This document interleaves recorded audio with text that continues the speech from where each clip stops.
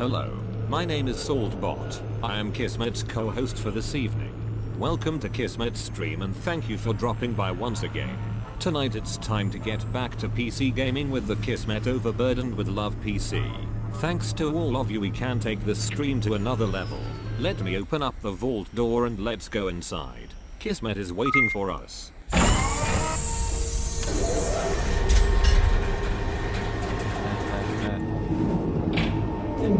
I always love that moment when that vault door opens up. That's one of my favorite moments in my stream. I think that's going to be in history, the moment I remember every day.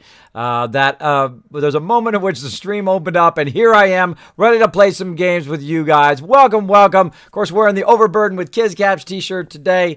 By the way, a couple days left to go. May 23rd, if you haven't grabbed it yet, now's your chance. Of course, I see you at TwitchCon, going to give you some sweet loot. Of course, you can also find me at TwitchCon by wearing my Overburdened with Kizcaps t-shirt. I'll be easy to spot. Easy to spot. All right, so we're going to go ahead and get started today. We're going to play some Fallout Shelter. Got a couple hours to do it. Let's do it. Let's dive right in, but let's make sure we say hello to some awesome peeps here. Of course, we got A-Dog already hanging out. Big supporter. Awesome guy. Hangs out in the stream all the time. Show some love in the chat. We got Pika hanging out as well. Pambalina, the sweetheart that she is. Show her some love as well. Always show the people who show the stream extra love here. Make sure to show them love in the chat. We got lots of peeps coming in. Wow, look at how many peeps we got right here at the start. All right, well, cool. Let's go in. Now, we're going to be playing some Fallout Shelter today. Now, tonight, we're going to do the relaunch of our 7 Days to Die server in prep of patch 16 coming at some point in the future, even though it was going to come out in November of last year, and then it was December, and then it was January, and then it was March, and you know, it happens. It happens. They're adding so many features that it is taking a while, but that's okay. That's okay. Now, our previous server host, they went and screwed up our server, so I said, lost my awesome vault that we had built. So we're going to go ahead and switch over, but there's always a fun thing to start again in a game, I find. I love that moment when I start again in Fallout or in any other game. Start a new game, and you just like, all right, what are we going to do this time, right? How are we going to take it to a whole nother level? So we're going to do that tonight. We're going to have a whole bunch of peeps. We're going to all start together as a team. We're going to run in there, and we're going to test it a little bit, of course, first. Then we're going to go ahead and reset it, and then we're all going to run in there together and see how we do. See how we do as a team. So thanks, everybody, for hanging out. Pampolina's like, kids, thank you so much. You're welcome. Thank you. Can't wait. I'm so excited. Yes, it's going to be so fun. Now, just so you know, a lot of you know that I'm absolutely addicted to the Fallout series. I'm also addicted to hanging out with my members and playing some MMOs with them. But 7 Days to Die, I don't know what it is, man, but once it sinks its claws into you, boom, brother, you are hooked on that sucker. That is incredibly, it is incredibly addictive and so fun that it is actually my longest stream. My longest stream is 7 Days to Die, and I started playing, and I thought, okay, I'll play for a few hours, and that's how it always starts with 7 Days to Die. And I've done that so many times where I said I was only going to play a few hours, and like 8 hours later, I'm still playing that game. Well, in this case, I went 18 and a half hours. 18 and a half hours. Of course, I did have to take some breaks in there. I took, some 5 or 10 minute breaks in between there. But, man, 18 and a half hour stream is my longest one I've done. We had so much fun. It is so massively addicting. Now, if I didn't have a wife and kids and IRL and all that other stuff to also attend to, and of course, my health that I've been working on greatly, I did have a salad today. I had a salad from Texas Roadhouse today. Very, very good today. And, of course, got the water. Trying to get back into the better shape. Still got another 30 pounds to go, maybe 40. But we're going to go ahead and shoot for, let's see if we get another 20 pounds down for kind of the short term.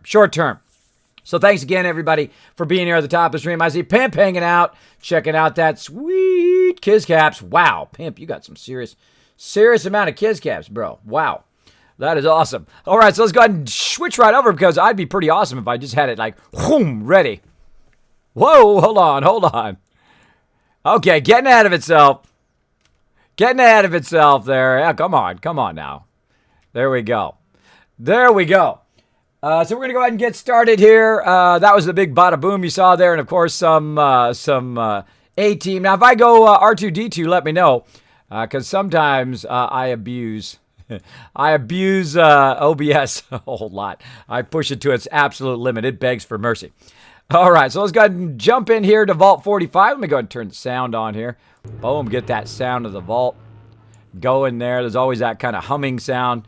Now here in Vault 45, we've been doing this how many days? How many days are we on this particular playthrough? We are doing the Steam version. We're on day 19. Day 19 of this particular playthrough. Now, this is, of course, Vault 45, typically my main one. Thank you, Pimp, also for that host. Every one of those hosts, just get me a little bit closer to that partnership button. I've been fighting for that partnership button. They keep setting the bar higher and higher, and that's okay. I don't mind. Go ahead, set that bar higher. See, that's the greatest thing, the greatest power that I have. I have the power to solve problems, but also I have the power of people to underestimate me. And when you have that, when you have the upper hand, if people underestimate you, they go, that guy, he's never going to become a full streamer. He'll never become a partner, right? And when people do that, they underestimate you. What you do is you just work that much harder just to prove them wrong. Just to prove them wrong. So I go out there, of course, work very hard, returning to 6 days a week as a streamer now. Going to be streaming Monday through Thursday, and, of course, Saturday, Sunday. Ghoul's coming in. Speaking of the A-team, where's my A-team at? They're down here, quick. Let's get them up here. I seriously doubt I'm going to get there anywhere close to on time to stop them from going up there. Boom. Now they're going to come in. They're going to go down here into these guys right here. Let's see. Did we get there in time? Nope. Nowhere close to on time. And now the ghouls are going to backtrack. Now notice the interesting thing about ghouls is they backtrack in two separate directions. Look at that. Two separate directions. They went that way and this way. I'm going to go ahead and fight in this middle one here. Of course, we got all of our people leveled up from last time. But, of course, I threw one of my defenders in there. Kind of helped out. And now we got that done. A-team, got it done. Now, those are my A-team. Those are my defenders. They take care of my vault. Now, the cool thing is they're all going to run back. Look at this. Look at this. This is a thing of beauty. Look at that. All these rooms already done with all of their resources. All of these people have been leveled up. All of them have leveled up in the entire vault. It is pretty insane. Pretty insane. Look at that. Look at that insane amount of stuff. Holy moly. Look at that. Look at that love. Bam. All over the place. All over the place with the love. Boom. All right. And then, of course, there we go. And get that going on. And we're going to go ahead and hit this like so. All right.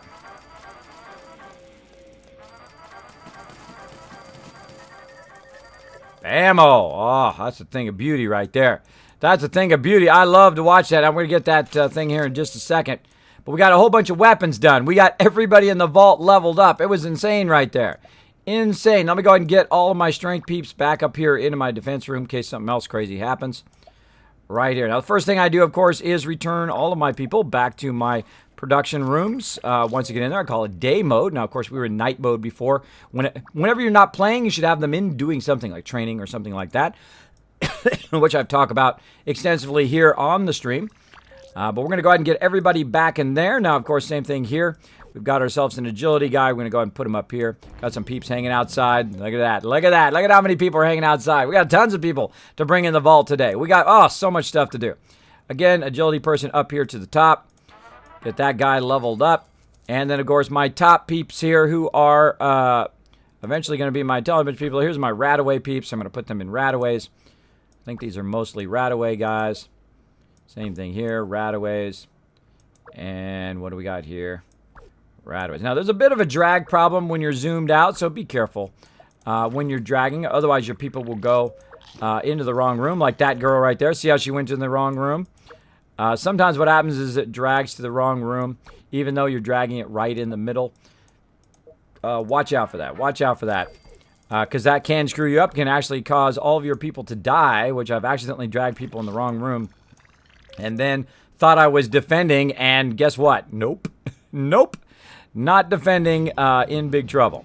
In big trouble. So right here at the top of the stream, the first thing I do, of course, put all my people back into their primary rooms. Now, everybody has a job, and you're like, Kismet, how do you know where everybody is going to? And I get that question quite often.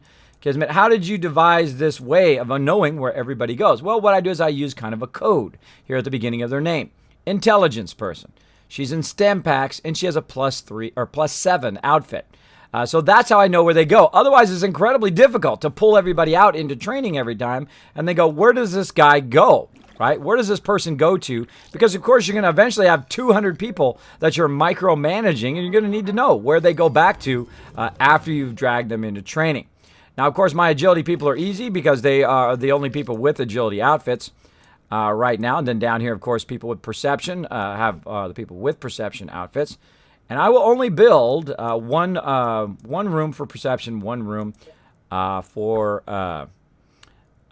food as well. And then I'll start building a whole bunch of Nuka-Cola ones.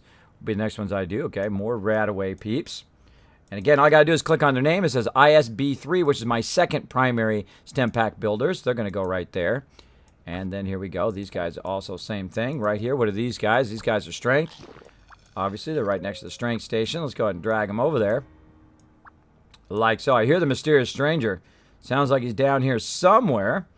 Down here toward the end. Now, of course, if you do have a comment or question for me, I love interacting in the chat. I love interacting with you guys. You can go ahead and put Kiz or Kismet in the chat. It'll highlight in red. Too many dwellers in the waiting line. Bet you guys never seen that before. That's because I have way too many people hanging out outside. I got to take care of them first. All right, who do we got in here? Oh, RJ Phoenix. He's my main dude. He's got to come all the way up here to the top. There we go. And I'm going to pull somebody out of there. Let's see who I pull out of there. This guy.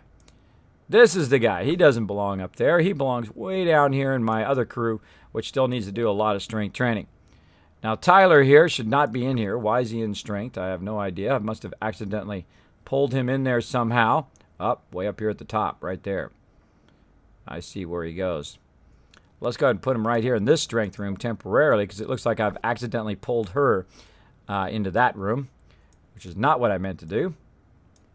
And what I do is I keep my intelligence people over, of course, in the stem packs and Radaway's room, and my endurance people. These are long-term, what I call super dwellers. Now, if you want to make some super dwellers, here's what you do. You make yourself an endurance room, usually off to the side like this, and then you take them, and they're level 1, right here, level 1, and they will do nothing but sit in this room.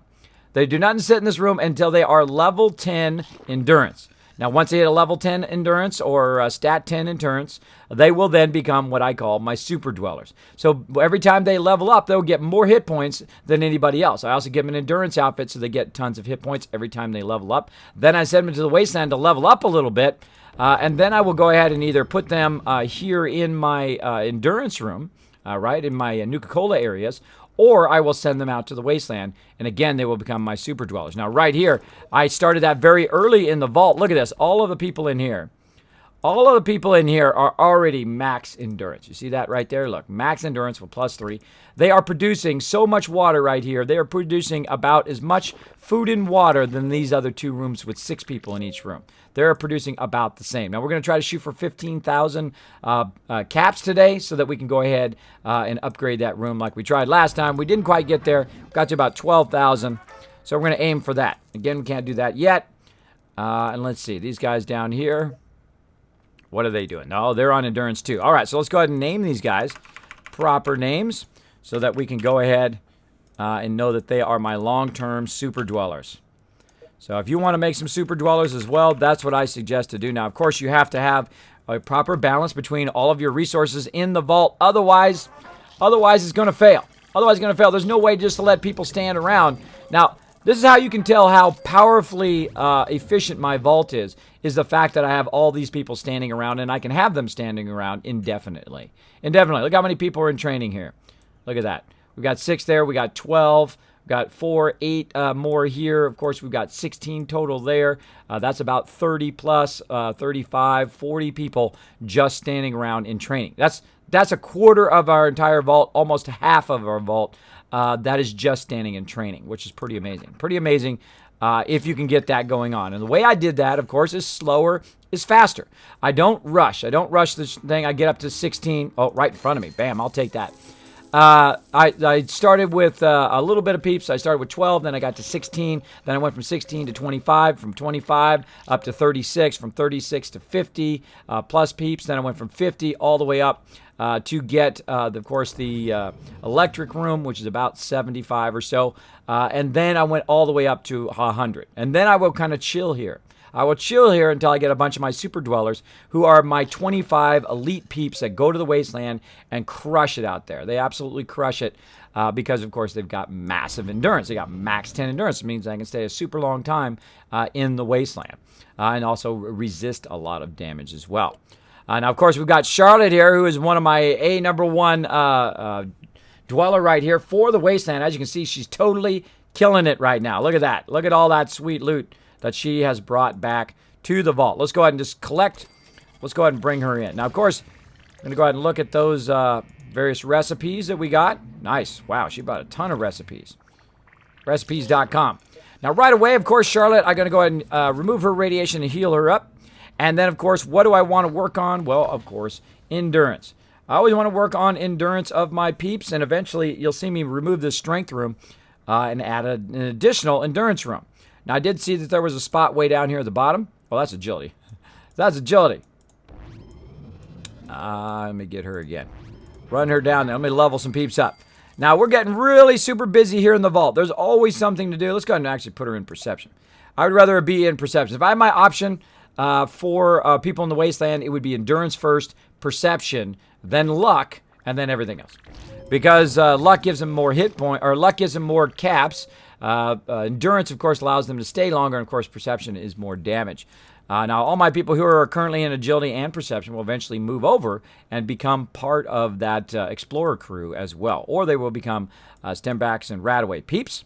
Now, right now, you saw that when I brought that person in, now we were out of space. But let's go ahead and hit collect here and see if we can get him in. Now we're out of space. We can't bring Rotterdam in. We've only got 2 spaces free in our thing. Oh, look at that. Legendary. Legendary item. Nice. Advanced Institute Jumper. Wow. Very nice. And again, I don't care what you're doing with them, but do something. I did have endurance already moved up there. I already did move it up there. I thought I did. I thought I did. Sometimes I forgets. I forgets what I've done, but that's okay. We found out what we're doing.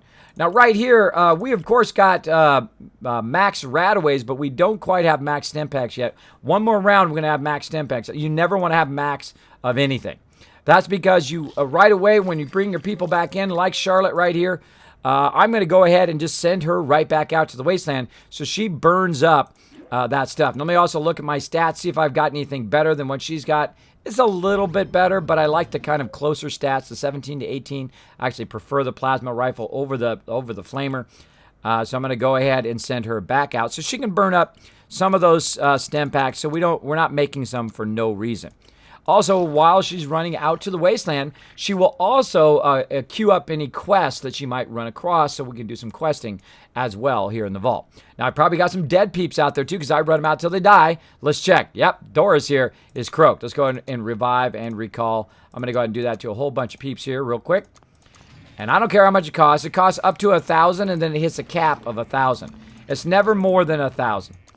And I think it's worth it because, of course, they usually make more than it costs. So here, it cost me 1,000, but they're making 2,192. And I didn't have to sit around and wait for them and try to get them at the exact right moment, right, that they are about to die and then recall them before then because I just don't have the time. I send them all out there until they die because I don't have the time to watch them.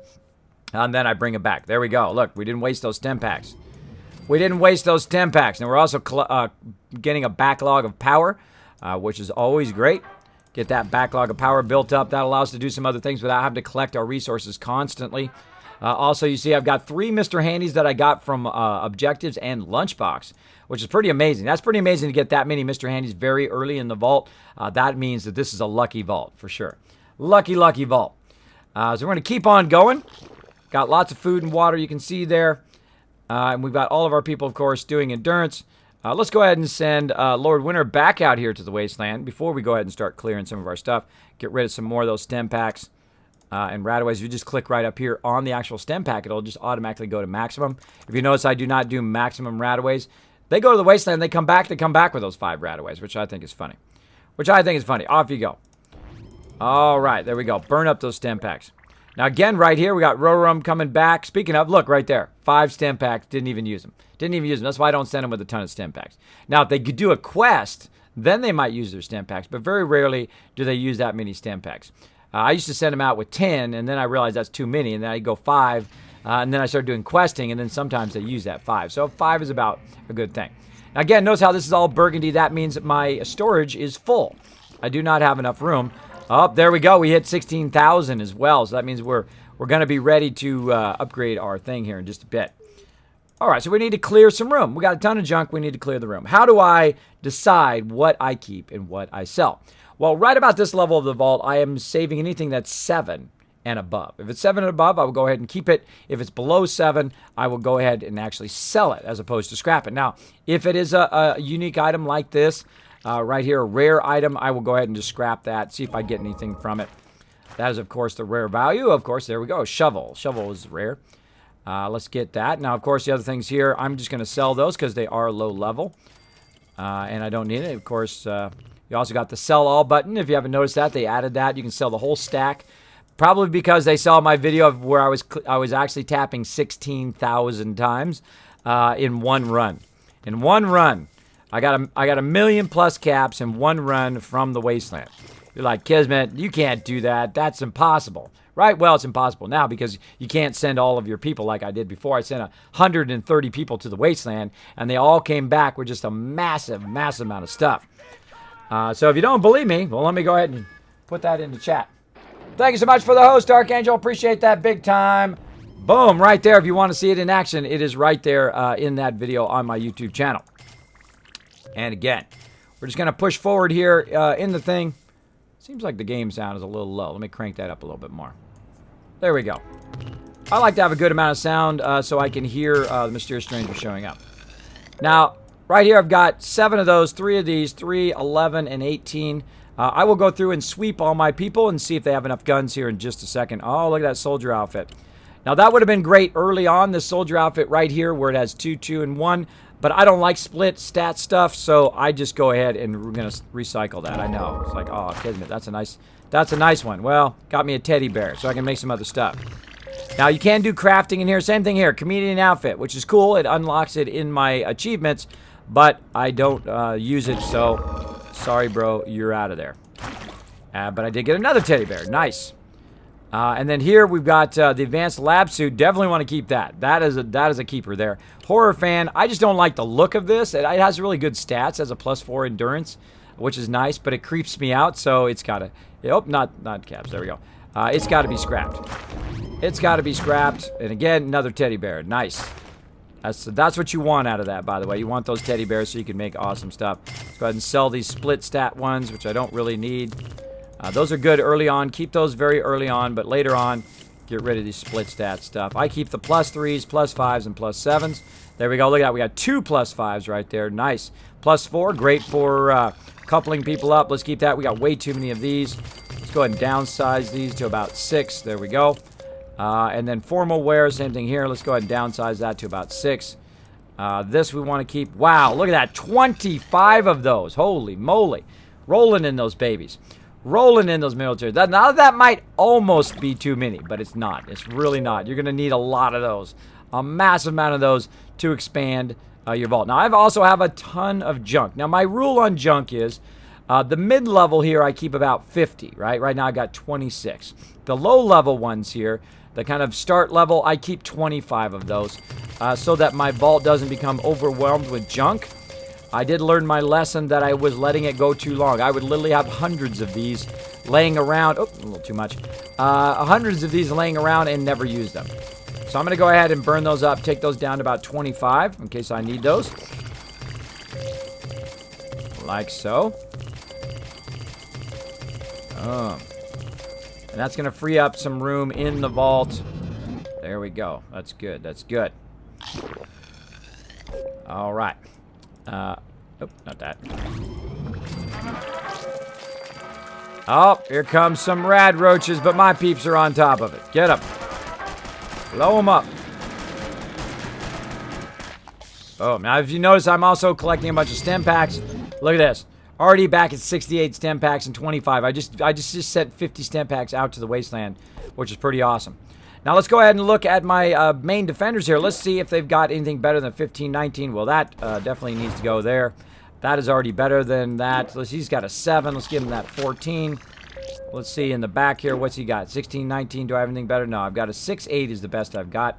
So now I can just look at him and say, okay, is that a 6.8? I can actually look at it and not even have to look in there anymore. I know that that junk jet is more than a 6.8. But I'll look anyway, just for you guys. It's 13.15. All right, now my secondary defenders are these guys down here. Let's see if they've got anything higher than a 6.8. Yes, they do. What about here? 6.8. Actually, I would rather give them a 7. So they're very consistent. Same thing here. Give them a 7.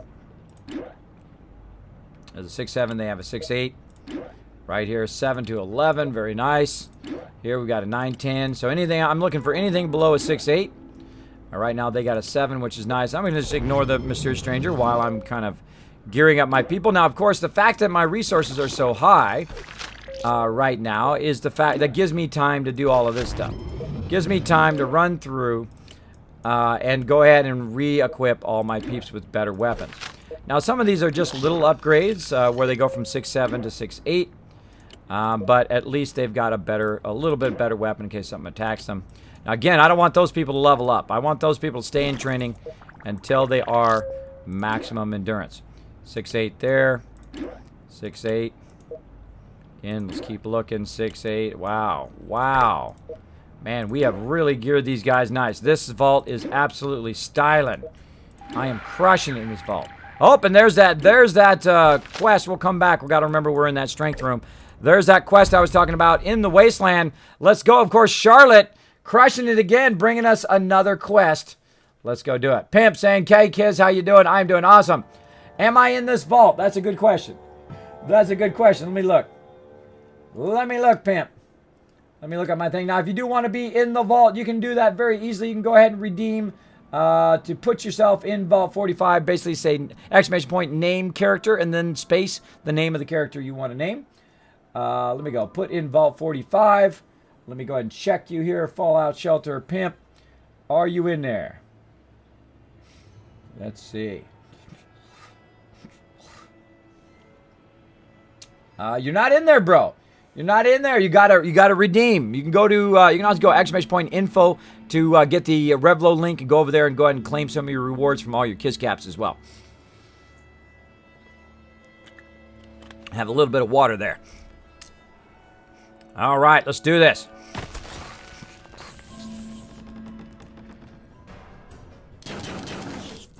Get those guys. Now, of course, Charlotte here is one of my highest level people. She is level 50 maximum level. She has an amazing +5 luck outfit, so she finds a massive amount of caps. And she has a pretty decent weapon, which is 1718. And she's going to own it up. Own it up. Now, of course, she got 25 stim packs, so she's pretty styling right here. Probably going to make it. Probably going to make it, though. We did get very close.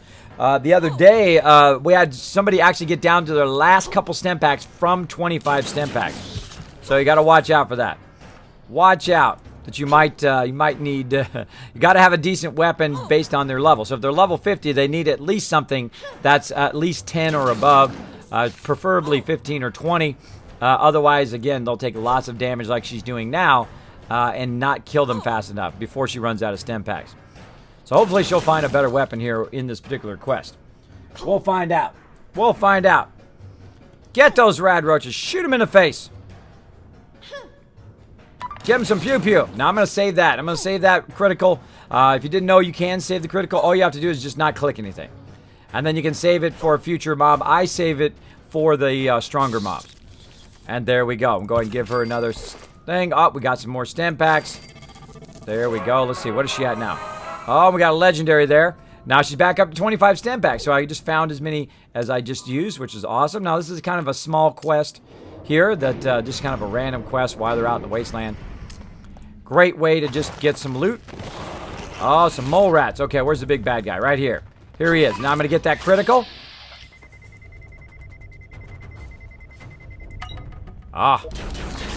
Should have waited just a couple extra seconds. Now, that thing goes way faster than it does on the mobile version, both on Android and iOS. And I think it goes a little bit faster than the actual Bethesda version. Whoa, gotta heal.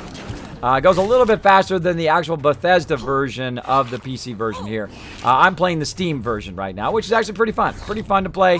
It does have a few issues with it, but I'm sure they'll fix it over time. Now, he's gonna call some more peeps up. I'm gonna go ahead and heal her up again. As long as I get rid of that boss guy, I should be good. Now, don't let her go too low. Don't let her go too low with this many mobs on her. She got a ton of mobs on her.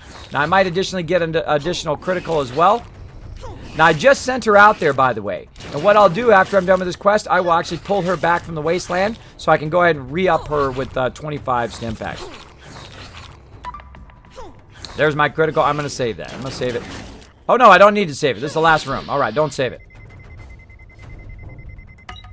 A little bit better. A little bit better there. Trying to get better at that. Trying to find that timing.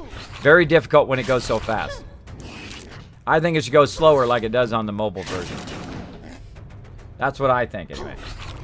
I think it should go a bit slower.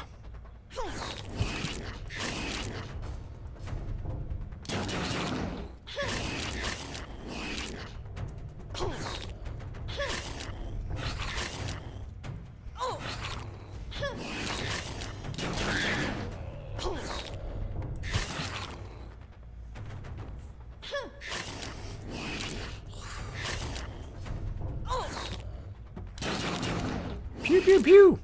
Get him, get him.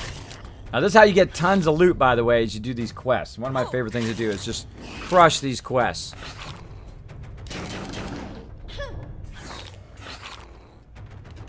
We got 18 stim packs left. I think we got this crushed. I think we got this. Now, if you're in your last room, you might as well use up your criticals because you can see we've cleared all the other rooms. All right. Let's do it. There it is. There's that critical. Come on, baby. There we go. A little bit better each time. 1.5, 2, and then 2.5. Nice. All right. Let's get all that loot. Oh, look at that weapon.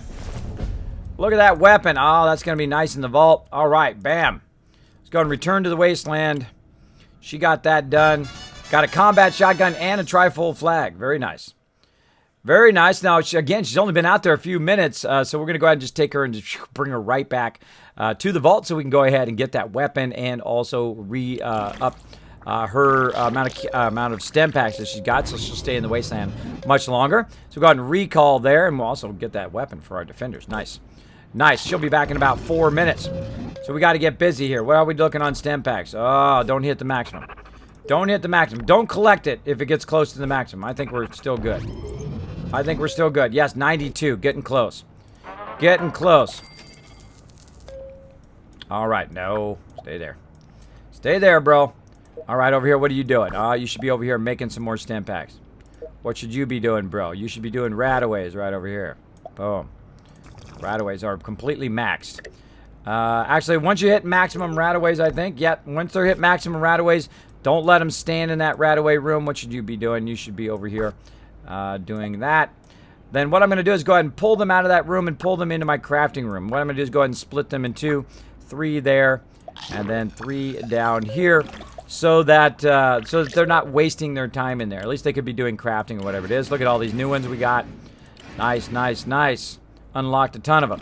Now, of course, the ones I work on very early on, of course, are my strength ones. My power has to be very, very high. Not the +3s. We want the rare ones. We want to go ahead and look at the time that it takes. Maybe the cost as well. Some of these are great, but they have a lot of stats, but not the stats I'm looking for. I'm looking for the ones that are +5s like this, like the officer fatigues. I've got tons of those. Look at that. I can actually make like 3 of those. Nice. Let's go ahead and craft that. And then same thing down here. We're going to go ahead and go to rares now that we're working on. Unlock a whole bunch of those. Then we're going to go ahead and go by time. We're going to hit this right here, which is going to, of course, bring the most powerful one to the top, which currently is a 1519. I really want to do the 1718s, which I don't think I've unlocked yet. I don't think I've unlocked the 1718s yet. No, now later on I'll actually do some of these. Just there it is right there, the plasma rifle. That's the one I want.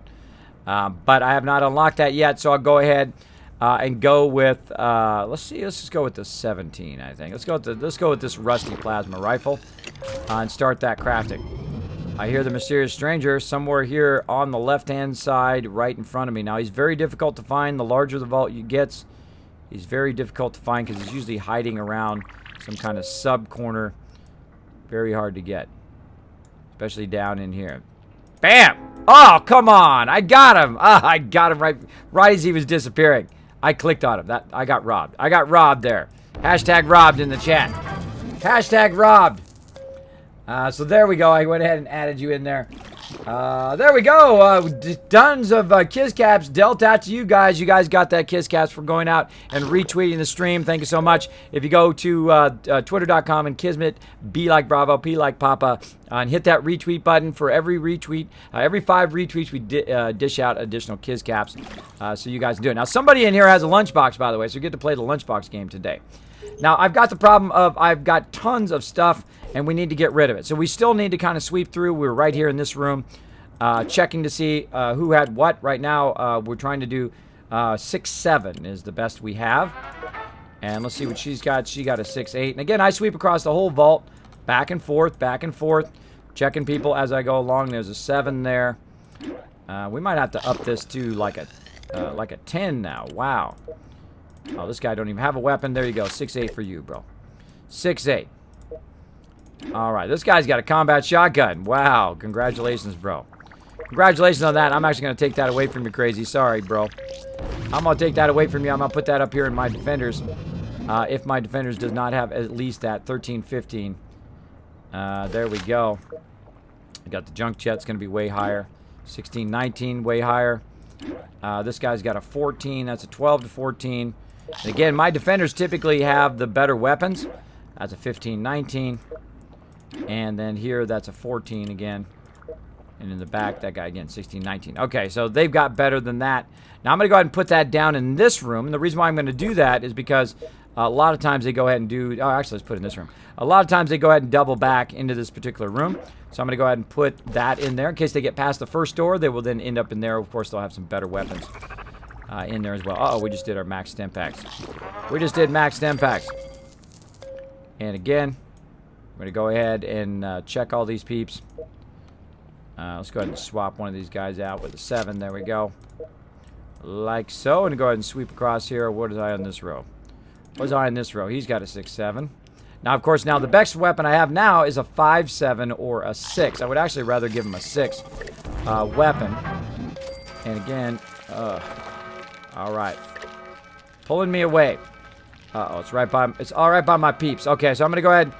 No, I don't want to pull that guy down there. I don't want to pull any of those guys down there. Now, it's going to go ahead and spread. Now, I don't want these guys to level up, so I'm going to pull them out of there. I'm going to put them in perception. That's going to spread down there. Now, I don't want to do that. Now, I got to get some of my people down here to get ahead of this event here. So I'm going to go ahead and put them, actually let that go, and then I'm going to try to run them into the rooms where it's going to spread to. Notice how I spread that guy right there.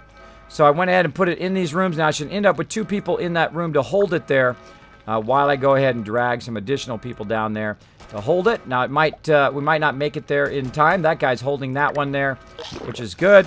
Looks like everybody, we've got it contained now. And let's go ahead and pull a bunch of peeps down. Now, it's difficult to get down there because it is difficult to drag in this particular version. Now, of course, I don't want to drag my people. I don't want to level up. This guy right here needs a heal. And again, we'll try to pull some people down from way up here to down here. Now, this is the problem with having your people so far away from where the danger is. Eventually, of course, I'm going to camp a bunch of people down there to help out. Oh, that guy needs a help. This girl right here, we'll go ahead and heal her up. Now, these guys are done over here, so we'll go ahead and pull them over here to help out in this room. Again, give this guy a hand. Let's go ahead and pull this guy up here. That guy, oh, not there.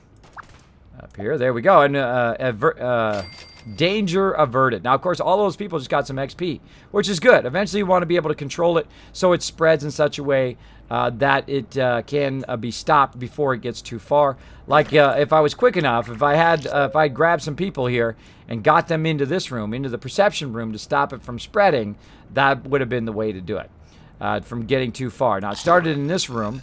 So if it starts in this room, you want to send people in the one above it, to the left and to the right, to keep it from spreading any further to the rest of the vault. Which is basically what I did there, but a little slowly, though. A little slowly, because those people at the bottom are my long-term people, and I don't want to mess those up. I heard him off to the right. He was pretty loud, so that means he's probably right in front of me. He's probably right in front of me here, to the right. Right there. Bam! Got you that time, sucker. Got you that time. Again, look at my power. Getting a huge backlog of power. Now, I do have a problem of, again, I do have a problem of not enough space here, typically, but I have cleared a bunch of it by dropping up some weapons on some people. And let's go back in here and let's check. We were on this guy, I think, right here. A-Dog, getting that nice upgrade for his weapon. Then we were swinging across here.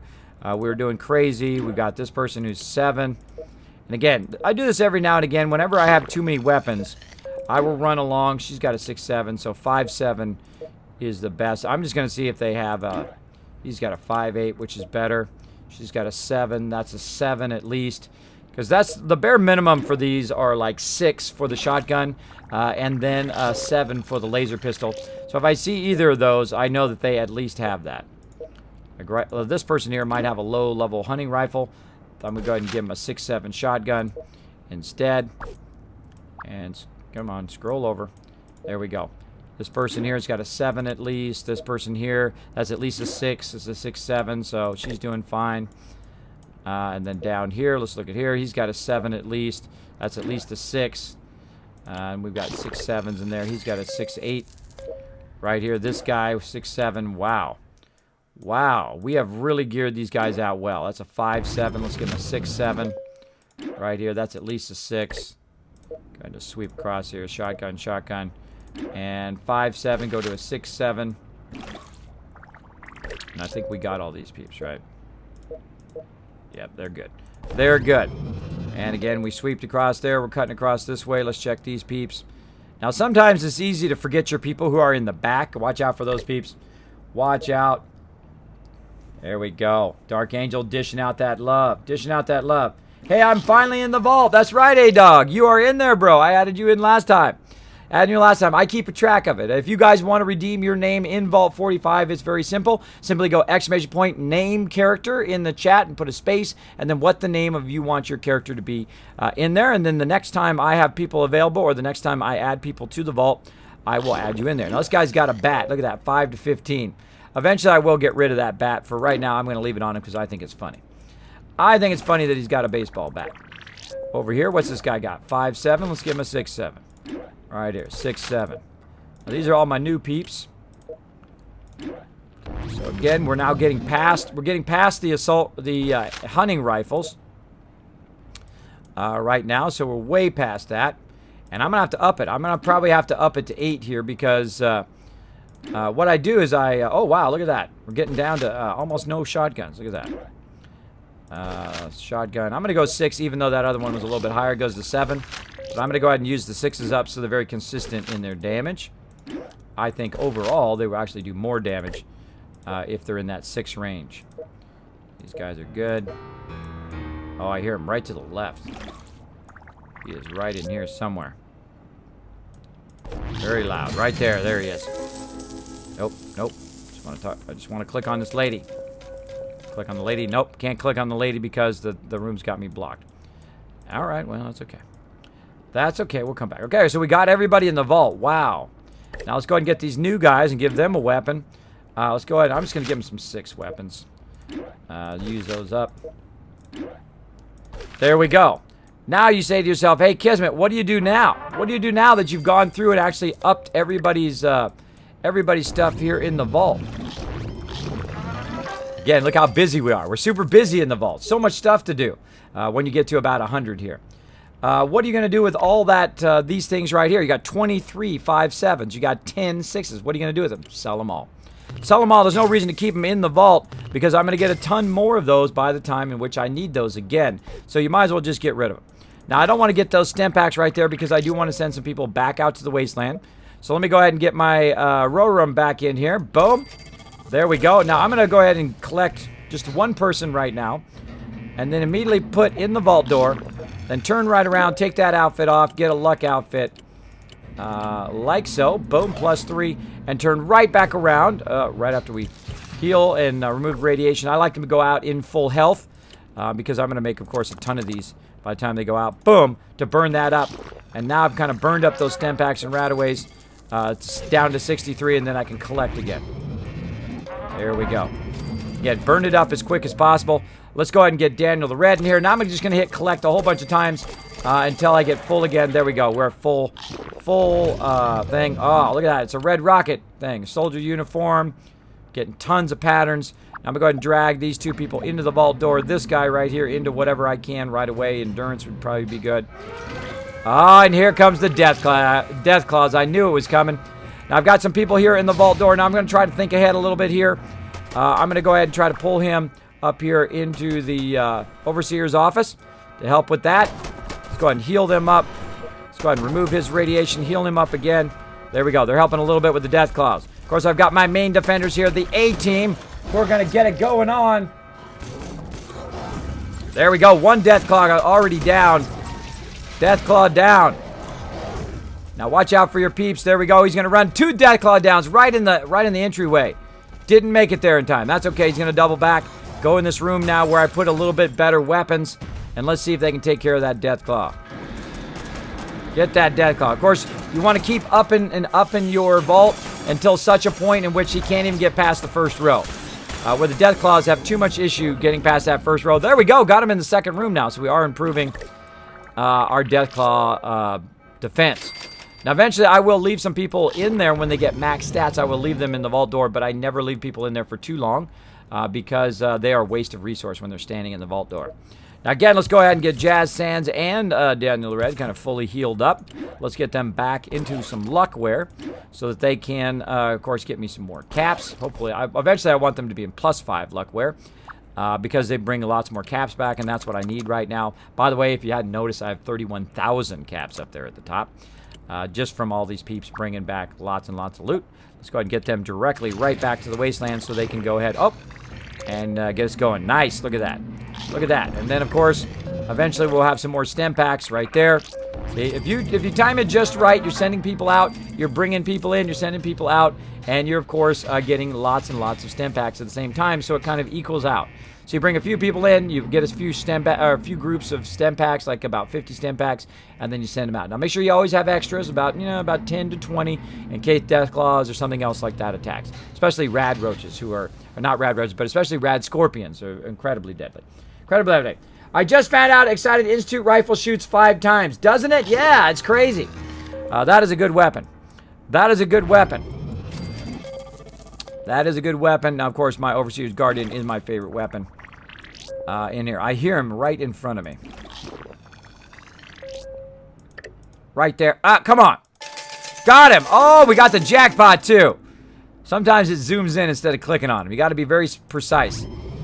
And then, of course, sometimes right when you're clicking on him, he disappears before you can get him, which is kind of frustrating. Can be very frustrating, but also just kind of pushes you to the next level. Look at that. We got a sniper rifle, a 1011. That is pretty nice. Now, again, let's see where all my people are at here. Let's see what level they're at. They're at least, there's a 15. This guy's a 20.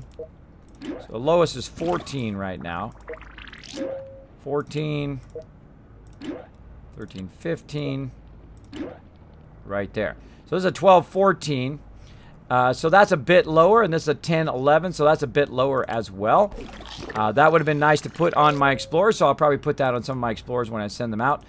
Let's go ahead and see what Josie Klein's got here. Right now, Josie Klein has got a 7, so let's go ahead and put that on some of our Explorers so they can run out to stay longer in the wasteland. Now again, oh, right there, click right here. Get rid of that resource. And again, look at our power. Our power is almost maximum. We are absolutely styling on our resources, and there it is. There it is on maximum. Sweet. So we're styling. Now, the great thing about having all of your resources at maximum, you don't have to collect as much. You don't have to collect your resources. Of course, my Mr. Handies are going in the vault there collecting resources for me, so I don't have to. But I find it's faster just to collect it yourself. They're more cosmetic. That's kind of cool. You have Mr. Handy in there. Then they are like really great use. Now, they are great for defending your vault. Also send them to the wasteland to, of course, get about 5,000. Now, of course, I've got some crafting going in both rooms. Of course, I've got crafting over here, plasma rifle, and also some officer fatigues. Now, I need to go ahead and use up some of my officer fatigues. I'm going to use them on my top peeps here. I'm going to go ahead and go to strength. And these are some that I actually crafted. So here's some +5s here. So I'm going to go ahead and upgrade him to a +5. And let's go ahead and heal him up while we're at it. Now, my other defender over here, we're going to go ahead and make him a +5. These guys are also my questers, so I usually give them the best stuff I can find. No +5 for him. Sorry there, Lethal Haze. When I get another +5, I'll give that guy one. Now I also have some additional outfits that I can go ahead and dish out to the rest of these guys. So I'll go ahead and give him a sports fan outfit, which is going to go ahead and push Monster to a 4. I'll go ahead and pull that a little bit closer. There we go. Push him to a 4 outfit. And then, of course, I can't give it to the ladies because the ladies, it doesn't allow you to give them the sports outfit, which I think is very sexist. But, hey, I don't make the game. I don't make the game. There are some unique outfits that only go to certain peeps. Certain peeps. By the way, did you notice I got an extra cap there? If you do kind of get a critical or a luck thing there, you do get extra caps just for collecting your resource. Let's go ahead and get this guy down. Or actually not down. Oh, he's almost maxed. Wow, he's almost maxed. Yeah, let's give it to him. Let's give it to him. One more round for him, and he's going to be maximum. He should actually be up here in this one up here. Look at these guys. Almost maximum up here. Anybody close to not maximum? This girl right here. This girl. Now, here the mysterious stranger. We'll get him in a minute. If we can. He was off to the right a little bit. Again, great way to get caps very early on in the vault, but it becomes annoying later because he is very difficult to find. He was down here somewhere. Very difficult to find. It's very time-consuming also to look for him all the time. So sometimes I will just start to ignore him. So there we go. Get her down there, and then this will be part of my primary guys up here because he's almost max as well. And she's going to run for a few more, so we're going to go ahead and let her run for a bit more. And actually, I'll just leave her in training for now. And there we go. There's our other person, our new person. Now, by the way, notice how the new person doesn't have any better stats than anybody else. Which is why I hate the radio room. I think it's totally useless. Totally useless. Get back in there. Get back in there. Just trying to get down here. Trying to get down here to my peeps. To my peeps. All right. And again, let's go ahead and clear some more stuff. So again, we've got a sniper rifle. We could use that for some of our explorers. Let's go up here to the top. We already got them out there. Let's see how many stem packs we have. We are at 39, so we're ready to send somebody back out again. Let's go ahead and get this guy. Nope, not enough room to collect. All right, so we got to clean house a little bit. Now I'm going to go ahead and move my minimum up. Instead of it being a 6-8, it's now going to be at least like a 10 or above. Otherwise, that'll get sold. Okay, also keep all rare items, this whole entire stack. I know, look at that. A whole bunch of stacks of those. Let's go ahead and get rid of them because we need the space. We need the space so we can get rid of all of this. This is 6-7. So any kind of rare weapon or higher, that's where I'm at right now. It all adds up in the long run, by the way, all those caps. Again, you can scrap it for resources and use those resources. I sell the lower level ones when I no longer need them. And I'll go ahead and keep that. Same thing with our outfits. The rare outfits, I'll go ahead and scrap those for their resources. Brahmin hide there. This is actually pretty decent. This is a +3 with a 2 luck. We might keep that. There we go. Some +5 naughty nightwear, which is awesome. We'll go ahead and keep that one. We'll go ahead and sell all of these. Again, split stat ones. Now, we can eventually start going and saying sell the common ones, right? Well, unless I've unlocked all of the common ones in the achievements, I typically don't do that, especially early on. Later on, I will do it quite often. I will sell all the common stuff first, and then keep all the other stuff. There's a +5 lab coat. Nice. Keep that. We got a ton of this stuff here. 30 of these now, which seems like a lot, but it's not. When I push for 200, I will actually use the bulk of these military fatigues. Also, I use them in my crafting rooms as well. Currently, I'm not doing it, but I can also speed up the crafting rooms by using those strength rooms. Especially in the long run when you're doing stuff like Dragon Maws or you're making MIRVs or Fat Boys. Make sure that you have strength outfits because that stuff can take days, and you can turn it from days into hours from those strength outfits. From those strength outfits. I hear him right there. There he is right there. All right, so again, let's go ahead and see what specialty outfits we have. We've got Wasteland Doctor. We've got +5 Vault Suit. We've also got a +5. This right here, we're going to scrap that. There we go.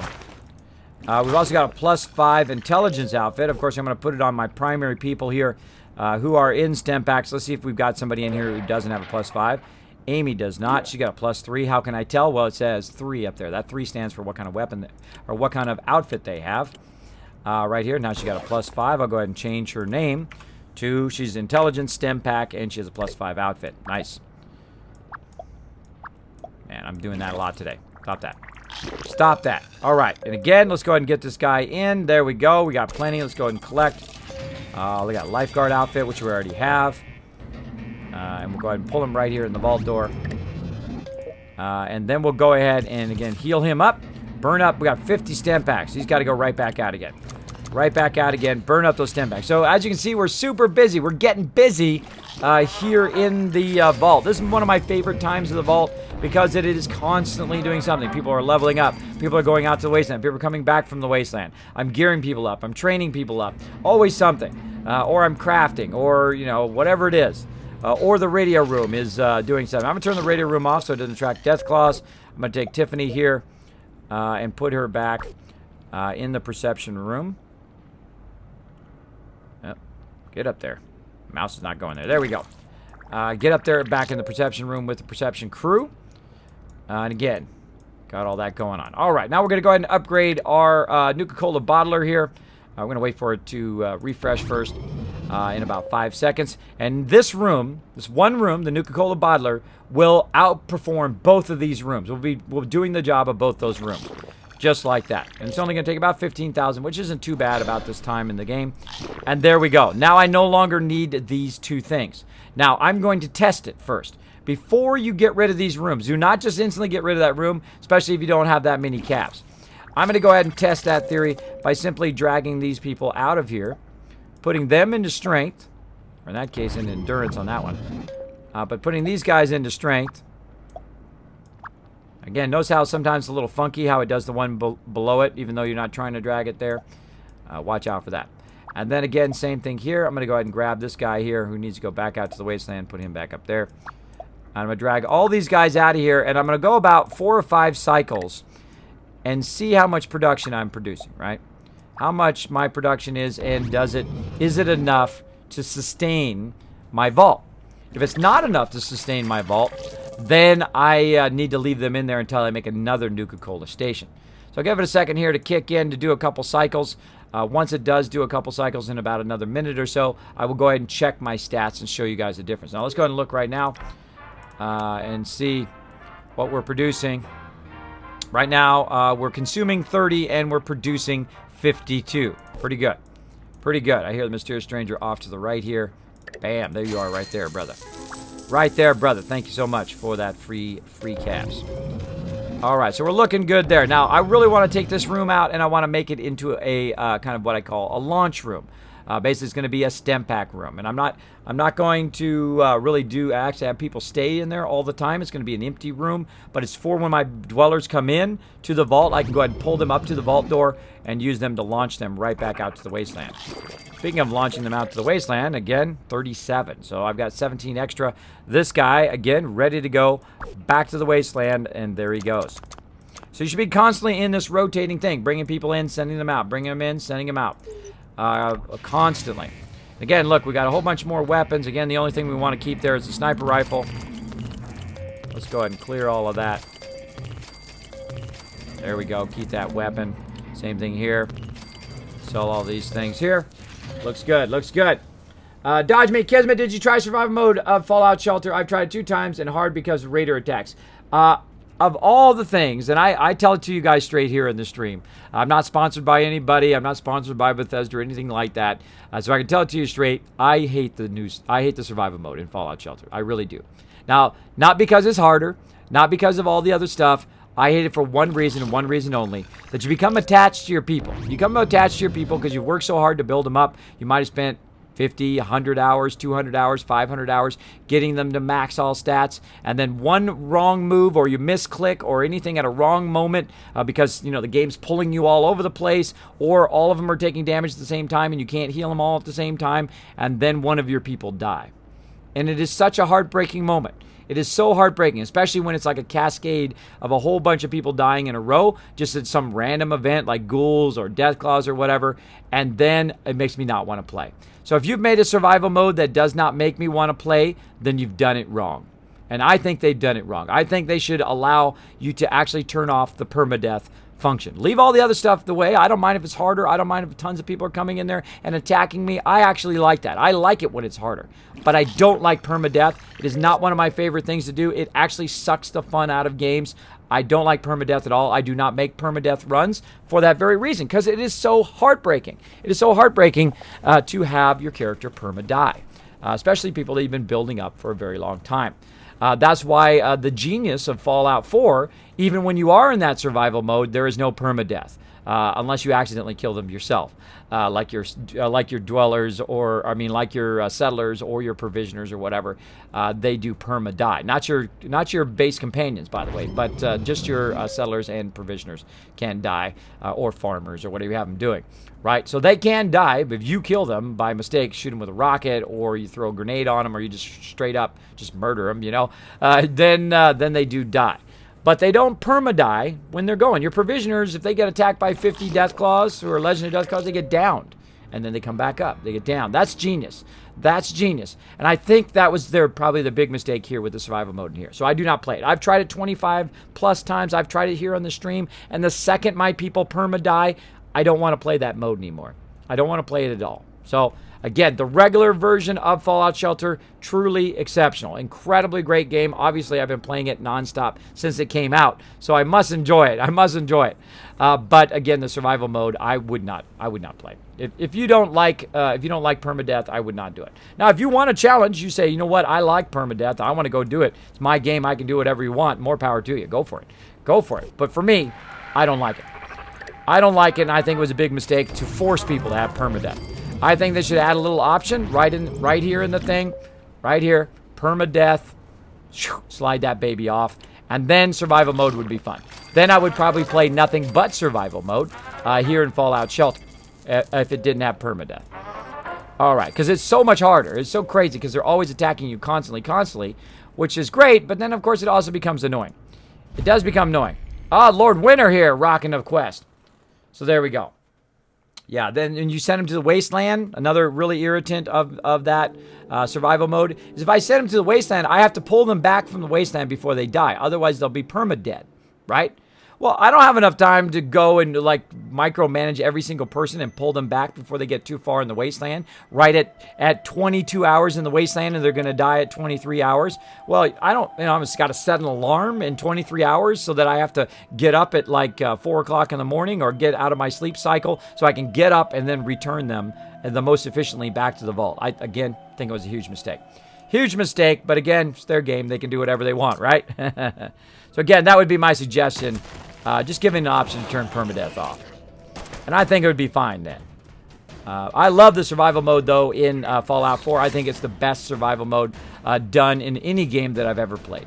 So there we go. And I can't play any other mode now. I can only play survival mode in there because I like it to be harder. I like it where I get that feeling in my stomach that no matter if I've got the best power armor or the best items in the game, I can still be 1 or 2 shotted. If a legendary comes out of somewhere and I don't notice he's there, he's going to hit me for really heavy damage. Deathclaws hit me for about 90% damage the other day. I hit a Monarch Deathclaw, and I had my full power armor, T60, all maxed out with the best mods you can do and everything, and he still hit me for 90% in one hit. I had to get out of there. I had to run. There was no way I was going to heal my way through that. I just like jumped off the side and said, later, bro, Insky. I'll come back for that guy later, and I'll lob a ton of grenades in there.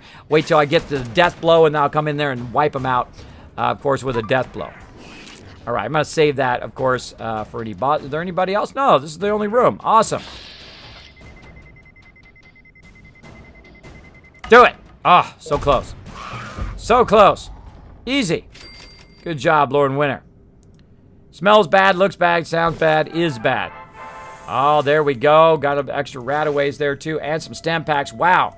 He's going to have more stem packs than you can give him. Look, he has 34 stem packs in the wasteland. Lord Winter is going to be out there forever. He's going to be out there for a very long time in the wasteland. Nice. And that's how you can get actually more stem packs than you start with, so your people can stay out in the wasteland longer. He's going to be out there for a really, really long time. Really long time. Let's see if he's level 50 yet. I forgot to look. I'm in the vault, kids. Yes, you are. You totally are. Are you totally are not? Sorry, you are not yet. There we go. Let's see. Kismet, did you try survival mode? I answered that question. I've tried 2 times and failed because of the raider attacks. Do you have any tips? Yes, don't play it. Don't play it. Don't play the survival mode. You're just going to frustrate yourself. Hi, Sheffy. What's up? Everybody say hello to Sheffy in the chat. I just found it's not a rifle. I usually craft plasma rifles for my people. Exactly. That's the thing to do. Give them some plasma rifles. They are awesome. What I do is I tier up on my weapons, so I usually get to that plasma rifle level once I get the thing for it. What is it? The recipe. There we go. The recipe for it, and then I will basically build a bunch of those, and then eventually I will just go straight to the Dragon Maw. Straight to the Dragon Maw or the... I'm currently, in my current playthrough... Now, I do have a vault, by the way. My original Vault 45, I started on day 1 of Fallout Shelter. On day 1, and has run continuously with 200 dwellers for all of this time. And I play it nearly every single day. Sometimes I queue stuff up and it takes like 3 or 4 days because the vault's been going for so long and is so incredibly built up that you just let it run and it'll run for days at a time. So it's not always every day because sometimes there's nothing to do in the vault, so I just let it run and run and run. But in that vault, I have gone from having like about 50 Dragon Maws to converting over to the MIRV. Now, the reason why I did that and I switched over to the Fat Boy is because it does AoE damage, especially when you're doing questing. It'll do AoE damage on there. And one of these days, I'll have to play my original one on the stream as well so you guys can see where that one is at because it's been a while since I played that on the stream. Since like December, I think. Since like December. But basically, it's doing the same old, sending people out, doing questing, bringing in stuff, getting everybody geared up, trying to get all of the objectives done. What I try to do is I try to get every single thing in here done. And I'll try to do it here in this vault too. I will try to get every single items, every single weapon, every single thing. Now, notice how I'm still missing some things here, right? So I'm missing things. Now, some of these things can only be crafted. But it does look like I have a lot of all the common weapons, right? These things right here, I don't want to spoil what they are, but once I go to craft them, I will tell you what they are. And then the same thing here, in the rares, right? I want to go ahead and keep a bunch of those rares, like so and so on and so forth. Try to get all of that stuff. Up I hear him kind of over to the right and down. Again, if you have your stereo headphones on, you should be a little bit easier to find him, but he's never easy. Especially when my vault's getting this big, and there's so many people going, so much stuff going on at once. He's very, very difficult to find. Boom! Unless you luck out like that. You luck out, he's right there in the front.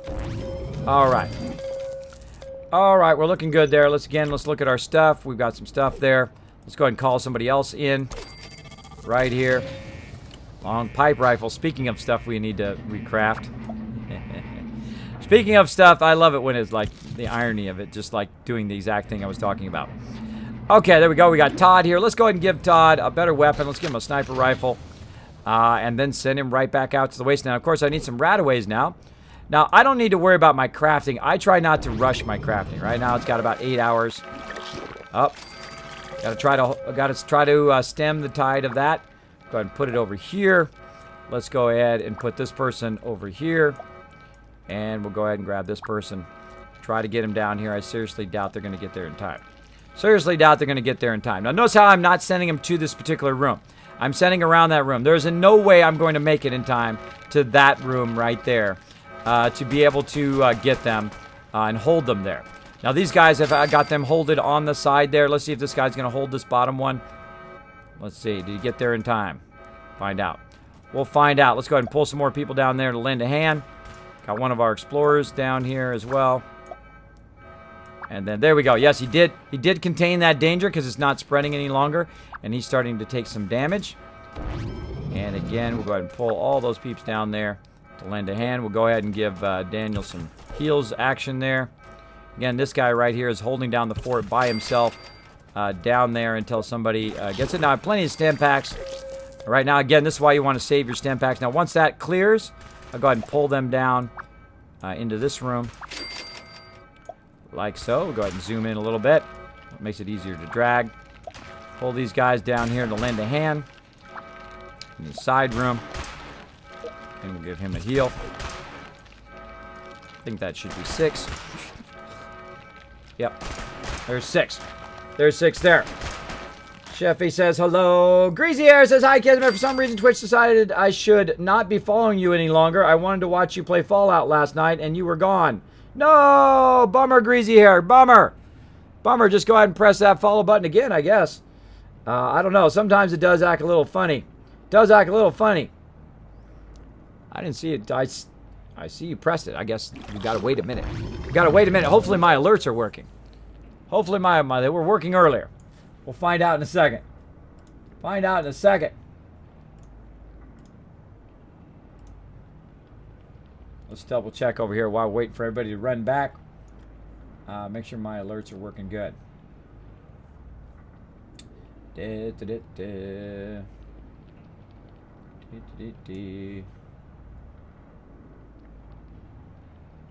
What? What? Did somebody donate? Holy moly! Somebody did donate while I was off stream. That's Mr. Anand. You donated $50. Holy mackerel!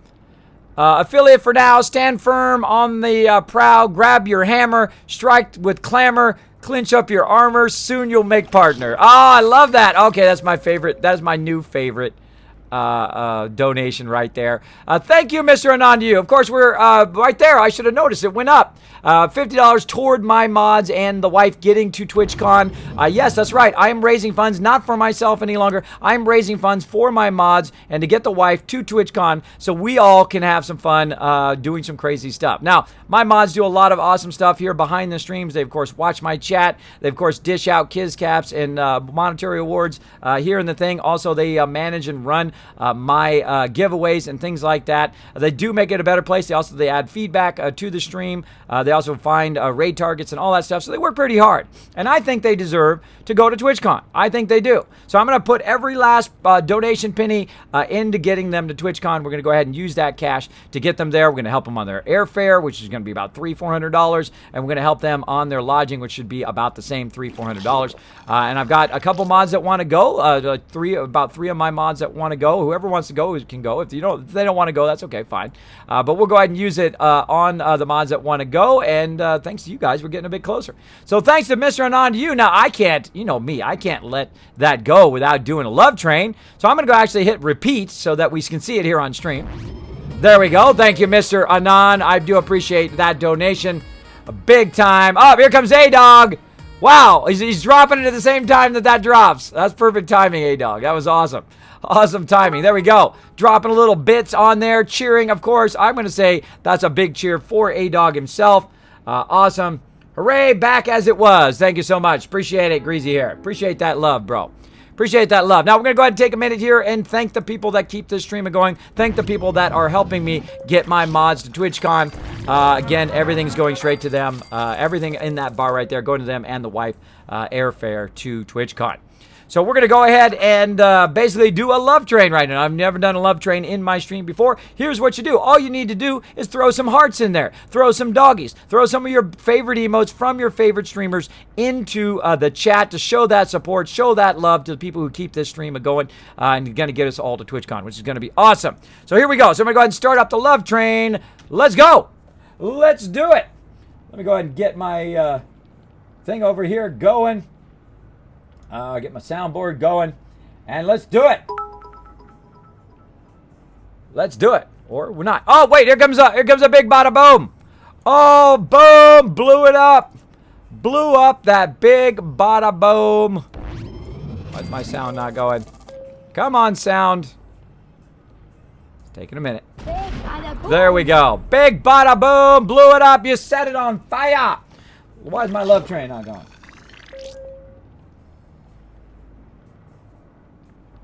Come on, love train. What's the deal? Oh, I got the wrong thing in there. It's my bad. Uh-oh. Nope, don't want to get strike. Don't want to get strike. No. Don't do that. There we go. We've got the love train. I was editing. Hold on, we got to do that again. This is for you, Mr. Anon. That's Mr. Anon to you. Let's show Anon some love in the chat. Let's blow it up. It's the time to participate. It's the time to be interactive here in the stream. Whether you've never said anything in my chat, this is your first time in my chat, you've got to get in there. Take a moment. Take an extra second. Throw some hearts in there. That's all you need to do. Go into your emotes. Hit the emotes. Throw some hearts in that chat. For Mr. and on to you. For, of course, helping my mods get to TwitchCon. Let's do it. Let's do it, everybody. Let's show that love. Let's get it going.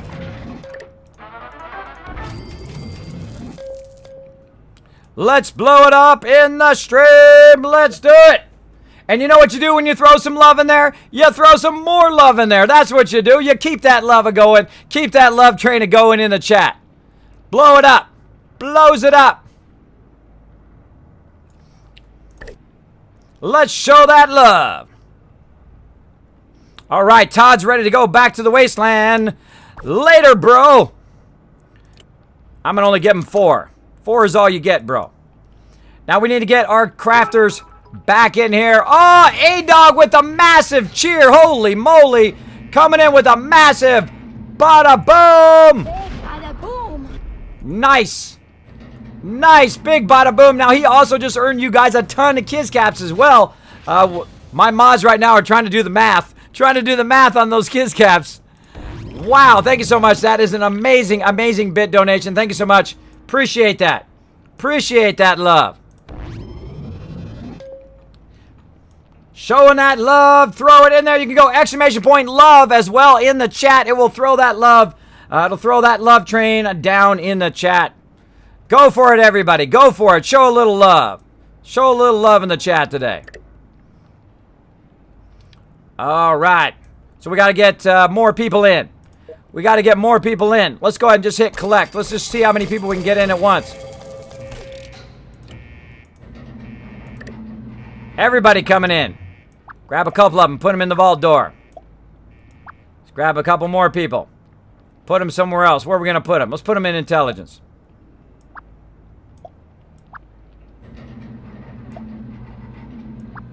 Love train. Pharaoh ghouls coming in. Let's do it. Come on, let's take out these Pharaoh ghouls. They're no match for my A-team. My A-team's going to take them out. We got our explorers right here. We got Devon blocking the vault door. We got Cayman blocking the vault door. Do your thing. Do your thing. Knock them out. Let's give you some heals. Let's give you some backup here. So glad I got some more rataways there. That was close. I used up all my rataways. They're not going to make it through my defense door later, bro. There we go. Crush those ghouls. They got crushed. Thanks so much, everybody, for showing that love of the love train. Appreciate you hanging out in the stream as well. Dropping lots and lots of love into the stream. Like so. Now, we also got a brand new vault dweller right here, Brittany. She currently has kind of stats, but she needs some strength and perception, which is awesome. Because I'm going to go ahead and grab her and immediately pull her right into perception, because in about 25 minutes, she's going to level up. Just go ahead and throw her straight in there. So we'll get that new Vault Dweller underway.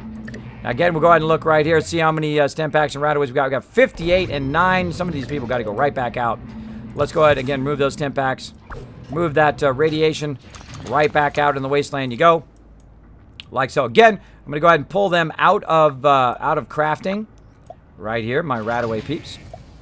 Because they don't need to be doing rataways if I have too many. But we're going to go ahead and pull my whole rataway team back in there again to keep going. If you notice, I keep two stem pack teams going. I will actually have more like every other extra person in the vault will be doing stem packs. Because I have 25 people coming from the wasteland. There's nearly 600 stem packs every time they come in and out of the vault. So if I bring all 25 back and I want to send them back out to the wasteland, that's 600 stem packs you're going to need at max vault size. So watch out for that. Or not even at max vault. Even if I have just 25 now, it'll be that many. Now, the funny thing is you can have more rooms than you can actually have people in those rooms because you can only have a maximum of 200. So some rooms will just be empty, and then we'll of course have to micromanage that danger and move the rooms around so that when the danger spreads, it'll spread into rooms that have people in them to defend the vault overall. We'll work on that long term. Work on that long term. Now you notice I got nobody in the radio room. Radio room is still. I just want to delete it. I just want to take it out because it's just a wasteful room. I find. 1, it attracts death claws. 2, it does make your people happier. But look, my people are already at 85% happiness. If I want them to be happier, here's what I do. Simply just rush the room. and hope it goes up. There we go. I'm gonna rush this room. Oh, let me get the thing first. Even though I am max stuff, I will go ahead and just rush all the rooms.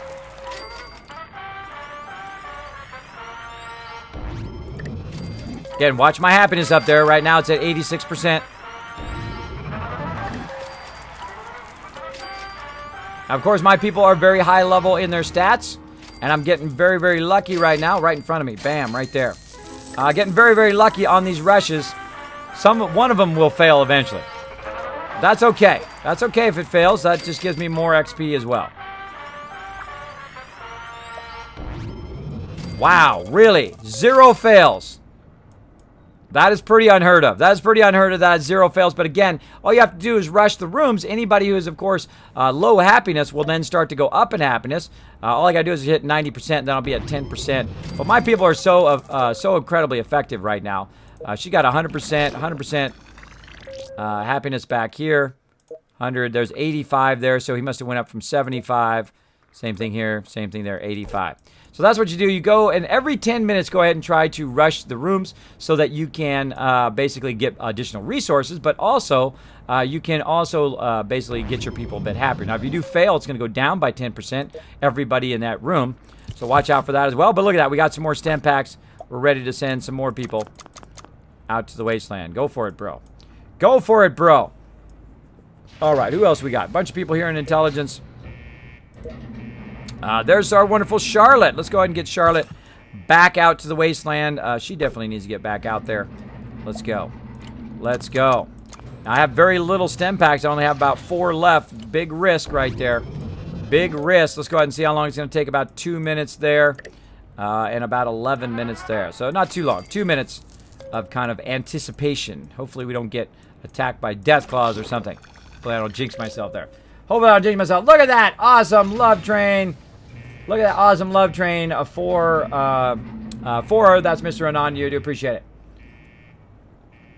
Boom. And thank you again for that refollow. Appreciate it big time. Elo Heckles D. Thank you. He says hello. Say hello to Elo in the chat, everybody. Hopefully I'm not butchering your name too bad. If I am butchering your name, let me know in the chat. Let me know in the chat. I am notorious for butchering people's names. My members have had to suffer with that for like the last 15 years of me butchering their name. But such is the way it goes. I do try to get it right if you tell me how to say it right. So, boom. All right. It will take me a while. I'm not that great with names and phone numbers for some reason. I can remember every detail of just about every game I've played, but people's names and phone numbers, I cannot not remember. All right. So there we go. We're pretty stable now again. We've got a whole bunch of stuff done there. Let's see if we have time. Oh, yeah, I got a little bit of time left. A little bit of time left. Let's see if we have some time to do any objectives. Oh, kill 5 rad roaches without a weapon. That's right. We got to work on that one. Survive feral ghouls. We got one more round of that. Deliver 4 baby dwellers. We'll eventually do that one as well. But survive rad roaches. Survive rad roaches without that. I say what we do is we go ahead. By the way, if you notice, we don't need these 2 rooms here. We've been doing this for 5-10 minutes, and those 2 rooms right there are completely unnecessary because look at my food and water up there. Because I pulled everybody out of my water and everybody out of my food, right? To see if I could survive without it. Now, as you can see, I don't need those rooms anymore. That's why I only create 1 of each of those rooms. I mean, if nothing else, I just saved you hundreds of thousands of caps of making a ton of diners, a ton of cafeterias, and a ton of water rooms. We didn't need to. You only need to make 1 full-size room and upgrade it, and then, of course, train your people up. Then when they're maxed, then, of course, get your way up to the Nuka-Cola station. Get the Nuka-Cola station in there. Of course, try to get your endurance people to maximum. Before you have enough caps for that. Then put them in there, and then once you've done that, boom, you're styling. That's it. You don't need these rooms anymore.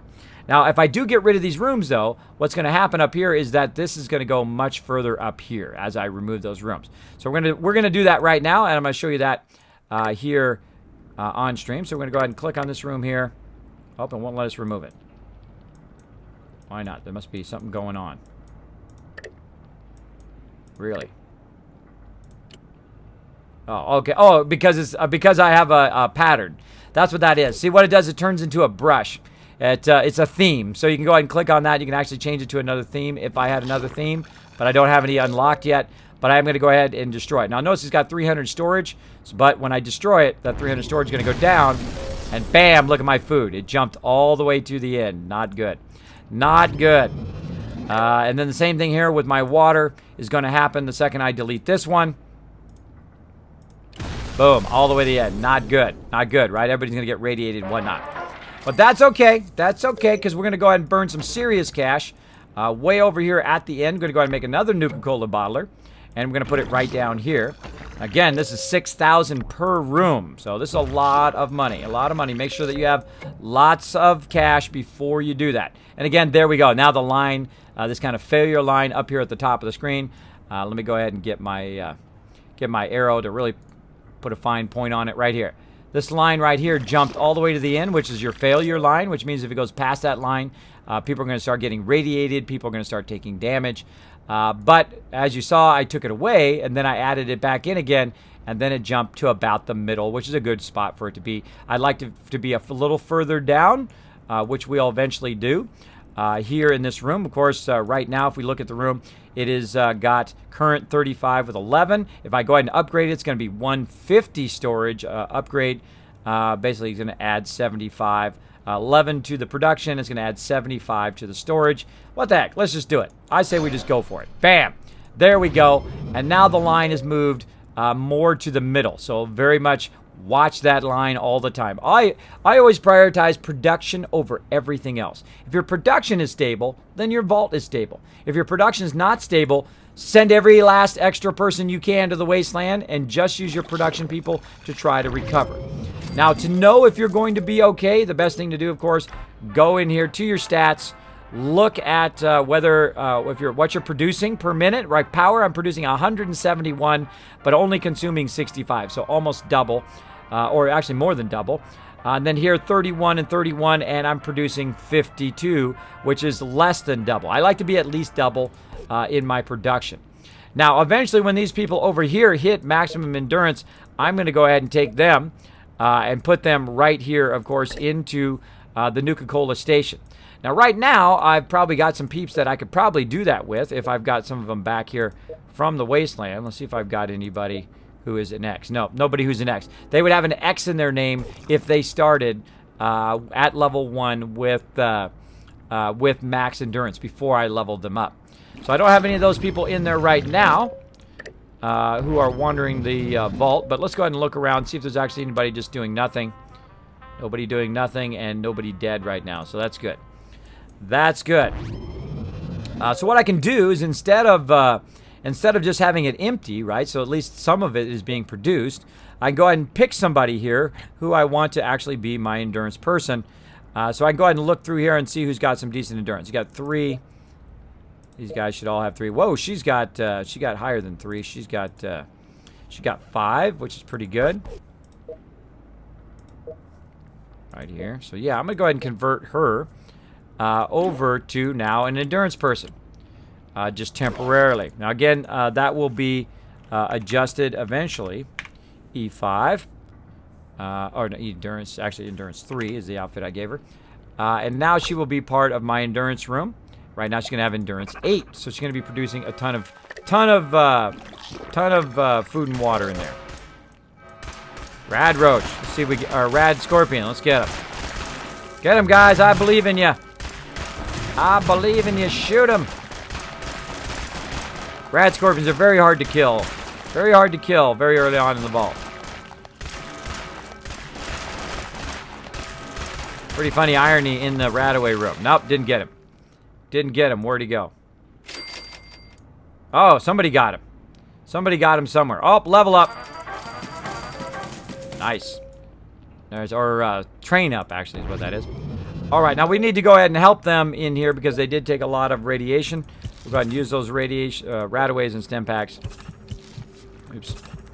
Oopsie. Got to do the Radaways first and then the stem packs. Radaway, then stem packs so that they're getting the full heal. Like that. And I don't mind burning a bunch of those. I'm going to be making a bunch of those here in just a minute. It'll be just fine. It'll be just fine. Also, I'm going to wait for a 10-minute rotation of my rooms, and then I'm going to go ahead and rush all my rooms again. to try to get, again, their happiness up here in the vault, as well as to get that extra resources a little bit faster so I can send people to the wasteland. Currently, I have 17 people in the wasteland, and I want to, of course, get to that 25 where I'm constantly have 25 coming in and out because that is now the new limit of the wasteland. So there we go. There we go. Now, of course, we're going to be having a special event tonight, the relaunch of our 7 Days to Die server. That's right, Kismet's going back to 6 days a week. We're going to go Saturday through Thursday, and I'll be off on Fridays. But Saturday through Thursday, going to be streaming every single night. We're going to be, of course, streaming 7 Days to Die on Monday and Tuesday. I might do a little bit of additional bonus stream after that, hang out with my team, who has now become like really late night night owls. They typically don't play the time I'm playing any longer. They usually play about 2 o'clock in the morning. While I'm waiting for my other videos to process and things like that, I think I'm going to probably hang out with them for about an hour or two because I hate not hanging out with my team. That's one of my favorite things to do is to hang out with my team and do stuff with them. I've got to really catch up. I'm so far behind because, of course, trying to take care of my IRL, trying to take care of my health, and, of course, do what I love to do my real life job now. Can you believe that this is my real life job? Isn't that awesome? Isn't that amazing? That's amazing. Now, of course, do I get paid for it? No, I don't get paid for it, but I still consider it my job. Now, I probably will not be able to sustain myself, and some people who are partnered can't even sustain themselves as a real job until I get to that partnered level, until I get to that higher level. But I will keep working at it. I will keep at it thanks to my wife, who actually did not have to work for like the last 10 years. I worked. She took care of the kids. Actually, physical work. Of course, working with your kids is very hard, too. That is work, I tell you. I got to deal with my kids all the time now. That is some serious work. Just keeping them from like strangling each other is because, you know, somebody touched somebody else's toy. You know, that's how it goes sometimes. They just get in like fights for no reason whatsoever. I got 3 girls, by the way. The drama is like maxed out. It's like max leveled, right? Maxed out with the drama all the time. She touched my toy. That's mine. Don't do that. Do this other thing. Don't do that. I don't want to. That kind of stuff. But, you know, everybody goes just through that phase in their life. They'll go through that phase in their life. Hopefully, they will appreciate their family later because you know what? That's who should be backing you up. That should be backing you up. One day, I will no longer be around, and my wife will no longer be around, and they will need somebody to back them up in their life. And they're going to have to look to their siblings. They're going to have to look to their sisters to help them in the tough times in life. When things have gone horribly wrong and they need somebody to back them up, that's who they'll need to look to. So there we go. Kismet, always taking care of yourself first. You are awesome. Well, thank you. I do appreciate that. Now, see, in my guild, and this has been the running thing in the last 15 years, we're based on 3 virtues, of course: honor, loyalty, and respect. But I always let people take care of their real life first. I let them take care of their real life. Now, if I can't take care of my real life, then I would be very hypocritical in the guild. If they said, "Oh, well, Kismet, why you gone so much, bro? Why you taking care of your real life? You should be here playing games," which they would never do, by the way. They would never do that. But I give them the freedom to take care of their IRL. I don't boot people if they become inactive or whatever. I do not do that because I think that is one of the worst things you can do. It kind of severs your friendships from people. And I cherish those friendships above all other things. I don't care about stuff. I don't care about things. I don't care about gear. That stuff is never more important. Never more important than my members. I do not set that as a priority. If I want that stuff, I will get it. And I will rally my whole entire team, and we'll go in there and we will crush that raid. We will destroy that boss if we want to. We'll go in there with 20 mans, 40 mans, whatever we got to do. We will go in there and we will crush it if we want it bad enough. But if I don't want it bad enough, it's just stuff.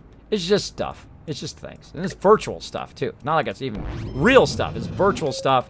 Don't kind of backstab your friends and say, you know what, guys? You guys suck. I'm going to go over here to this raiding guild and get the best gear ever. Then you go over that raiding guild. Now, there are some awesome raiding guilds out there. I'm not saying they're all like that. But I have had some members that have come to me and say, Kismet, I want to turn this into a pro raiding guild where we don't let in all the noobs and we just let in all the elite people so that we can do these really high-end raids. And I said, my guild will never become that. Ever. Ever. I will never become that elite guild. I've got amazing members, some of the best tanks, the best DPS, and the best healers I've ever seen in any game ever. And I've played games for a very long time, since they began back in the day. I will not turn that way because I like new members. I like new people to come in and say, hi, I'm so-and-so. What are you guys doing? I need some help on this quest. All right. I don't care if I've done that quest 5 million times. I'll go hang out with them. I don't mind hanging out with new members. That is part of the fun of playing a game. And, of course, we'll help them learn how to do stuff. We'll help them learn how to get gear. And then, of course, teach them some skill rotations so they can play a little bit better. Then they feel a bit stronger in the game. The whole reason I started streaming, by the way, is to show my members, new members and longtime members, what my skill rotations are and how I set my skills and how I manage my inventory and how we do raids and all of that fun stuff. So very, very fun to do that, and that's why I love my team. My team is incredibly great. Now, do I force them to play every single game that I play? Do I force them to watch the stream? Absolutely not. That would be terrible. That would be very unscrupulous of me to say, hey, every member, I'm going to kick you out of my guild unless you watch the stream. Come on. Come on. Don't do that to your members. Don't put their friendship in a bind, you know? That is not what I do.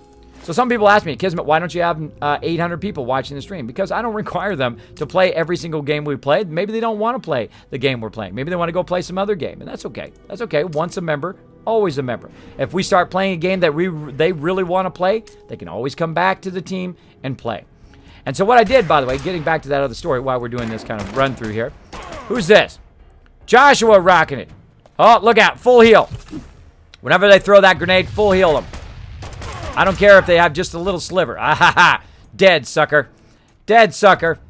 So what I did was some of these members, and these are some of my longtime members, they got that vision in their head that they wanted this really nice gear, right? And they said, well, Kismet, if you won't do it, bro, I'm going to have to go over to this other one and do it. And I said, well, we'll get it in time, bro. Of course, we have our top peeps. We will get it in time. But they didn't want to wait for our team to get geared up. They wanted to go over to this elite guild. And I said, you got to watch out. When you go over there, it's going to be an empty thing when you get that stuff. When you get that stuff, it's going to be empty because you didn't have anybody to share it with.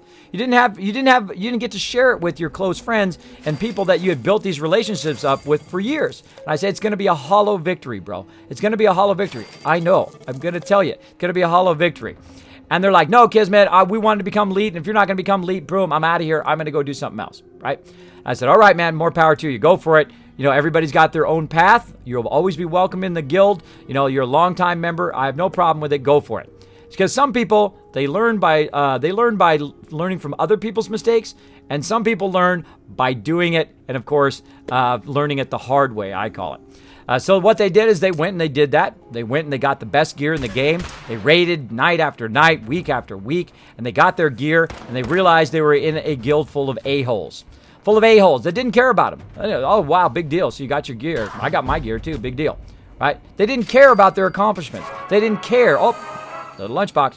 They didn't care about any of that stuff. So basically, they got robbed of that moment of getting their gear. That would have been exciting if they had stayed in the guild. If they had stayed in the guild, we would have been like, all right, man, congratulations. Yeah, you got your gear. Now you're going to be rocking. We're really going to rock this now. And, of course, everybody in the guild would have congratulated them. Of course, we would have thrown it up on our newsletter and all that kind of stuff as well. But they got robbed of that moment. And then you know what happened? They came back to me later, months later, come back to me and say, Kismet, you were right, bro. You were right. I put stuff above people. And when you do that, when you put it above your friends, little IRL talk here, a little real life talk, real talk up in here. When you put stuff above friends, you always fail. It's always a lose. Of course, if that's the only thing you want in life is stuff, virtual stuff in game, more power to you. It's your game. You can do whatever you want. But that's what I suggest. Don't learn that lesson the hard way. Don't learn it the hard way. I know that stuff is less important than people, and in real life and in game. So there we go. Little life lesson for you. So they learned that the hard way. But again, they're welcome back to the guild at any time because I knew that was going to happen. I knew that was the end result. Because if you go out to a guild that doesn't care about you, that just wants you there just so they can get their gear, and eventually they'll get their gear, but of course they had to grind and grind and grind endlessly to do that, and they helped more people get their gear than they actually, before they got their gear, that they actually gave up the friendships that they had before. Because they said, like, well, you guys are not as important as going over here and getting this gear from this raiding guild. They gave up those friendships, and those friendships are worth more than anything. More than anything. At least I think so. Of course, that's my point of view. It's your life. They're your choices. You can do whatever you want. That's just my particular point of view. If anybody agrees with that, throw one in the chat. Throw one in the chat if you agree that stuff is less important than people. Throw it in the chat. Let me know. Miss KCP hanging out in the chat saying subs up. Nice said, to keep a guild going, you need new people to replace the ones that leave. My members rarely ever leave. Rarely ever leave, except for that example right there. If they want to do that. And that was only just a very few members. Now, those are some of my high-level members, though. Members been in the guild for 5, 10 years. I know, 10 years. I've had some members been in the guild for all 15 years.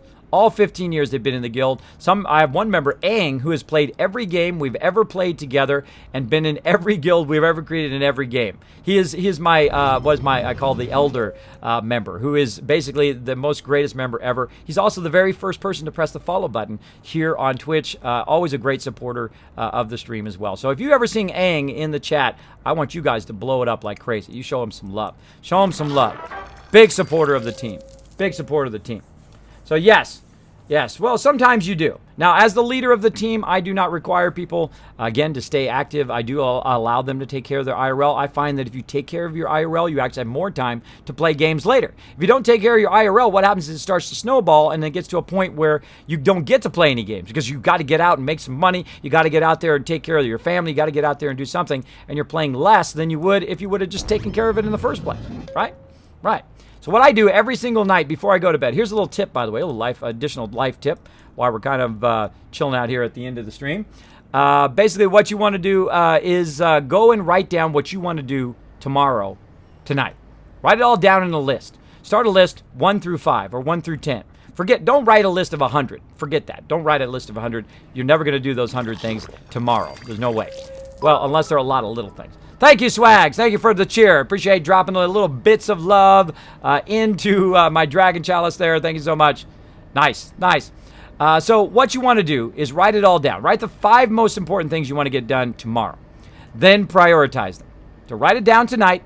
Before you go to bed, write it down, right? Or you can put it in your computer, pull up your notepad, pull up, in my case, I use notes on the Mac over here, and I go ahead and write them down. Then what I do is I then prioritize them. I put the hardest thing, say I want to mow the lawn, right? Which is very difficult for me because I have medical conditions. But say I want to get the hardest thing done today, right? I will put that as the first thing. Because if you don't put it at the first thing, by the time you get to that 5th thing, you're going to be exhausted. And you're going to be like, I don't want to mow the lawn today. Before you know it, you haven't mowed the lawn in like 3 weeks. That's how that happens.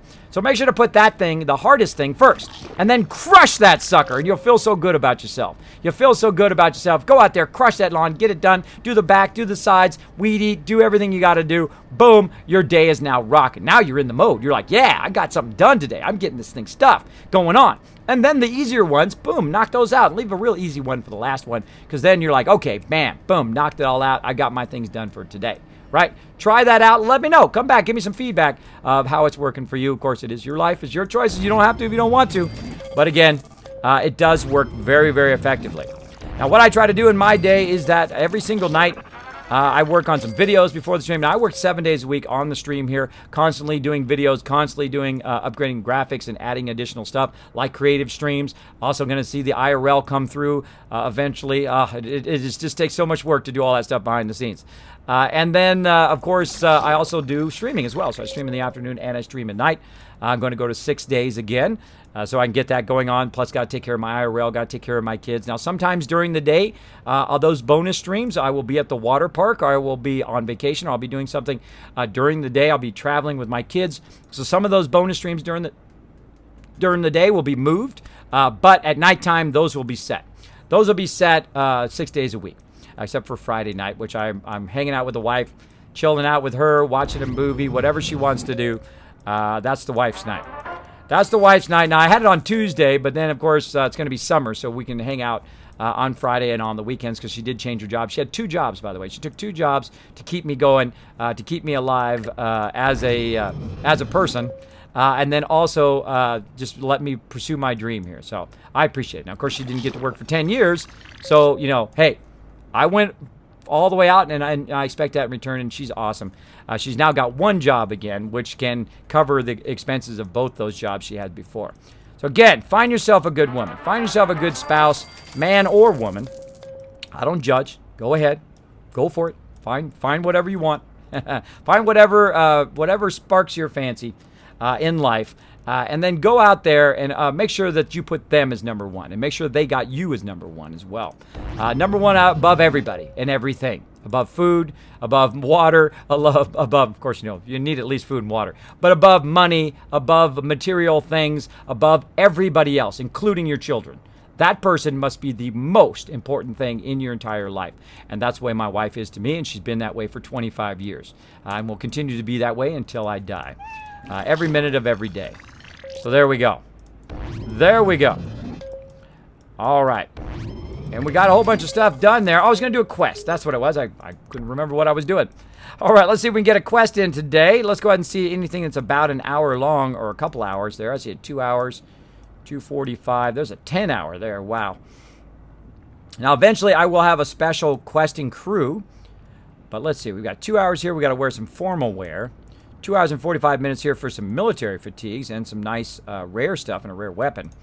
Let's see if we can get this going on. Now, I usually look and see how much of that is going to take. Now, of course, I've got my people here. Oh, I got a Jose guy here. Hold on.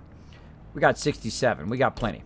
Let's get him out of the vault. Now, the way I can tell my people is because they have an exclamation point 25. That means they're part of my elite 25. They go to the wasteland. So I see a couple people sitting right there. Let's go ahead and pull them back to the vault door up here to launch them out of there. They're sitting down here. Looks like I got another one, too. I got 3 peeps. 3 peeps, and this is an intelligence dude. He's getting that going on. Is he part of my crew down here? I think he is. He's part of my crew down there. Now, again, we'll leave him in there for right now. We're going to go do a quick quest, and then when we come back, we'll go ahead and send him out again. That's what we'll do. We'll do that. Now, again, this is the only time that I use my Nuka-Cola Quantums, is to run people out to the wasteland. Oops, that's the wrong dude. That's the wrong dude. This guy. Oh, they've all got to have a military fatigue. Okay, that's okay. That's okay. I'll go ahead and switch his out and switch him back when I come back. All right, Lethal Haze is on the job. We got all of our peeps. They got a pretty decent weapons. Anything better I got? Oh, there's a 13-14 shotgun. Hold on. Let's go ahead and full stem packs, full rataways, go. Boom. I don't know why it makes me want to do the robot every time I hear that sound. It just does. It just makes me want to do the robot every time. Thanks for hanging out. Hey, Kiss, it's Jamie. Hey, Jamie, thanks for hanging out. Now, again, if you do have a comment or question for me, my name is Kismet. Feel free to throw it in the chat. Make sure to put Kismet in there like, hello, Kismet, how are you doing? Warcraft saying, yep, living in the South, Florida, always do lawn first, or you're going to get cooked. Exactly, Warcraft. Exactly. It was like 90 degrees the other day. Now, I've actually made huge strides in my health because my kind of fence post is we used to have people do my lawn, right? But it got really annoying because they'd always be right outside my office window or whatever. So I said, that's it. I'm going to do the lawn. Now, of course, I was in terrible health at the time. And I basically could do like, kind of 3 rounds of my lawn, which my lawn isn't that big, but it's fairly big. It's about 8,000 square feet back there to kind of go back and forth. It's like 75, I think, by 80 in my backyard. So I could go about 3 rows across, and then I have to take a break, and I'd literally have to lay down because I get so dizzy. Then I would get up, do 3 more rows, lay down, etc., etc. And that was my everyday. That was my everyday that could only do just so much, and then I have to lay down, wait for the dizziness to kind of subside, and then I could go and do something else. That's my force of will. That's where I started from when I tried to get to do the lawn.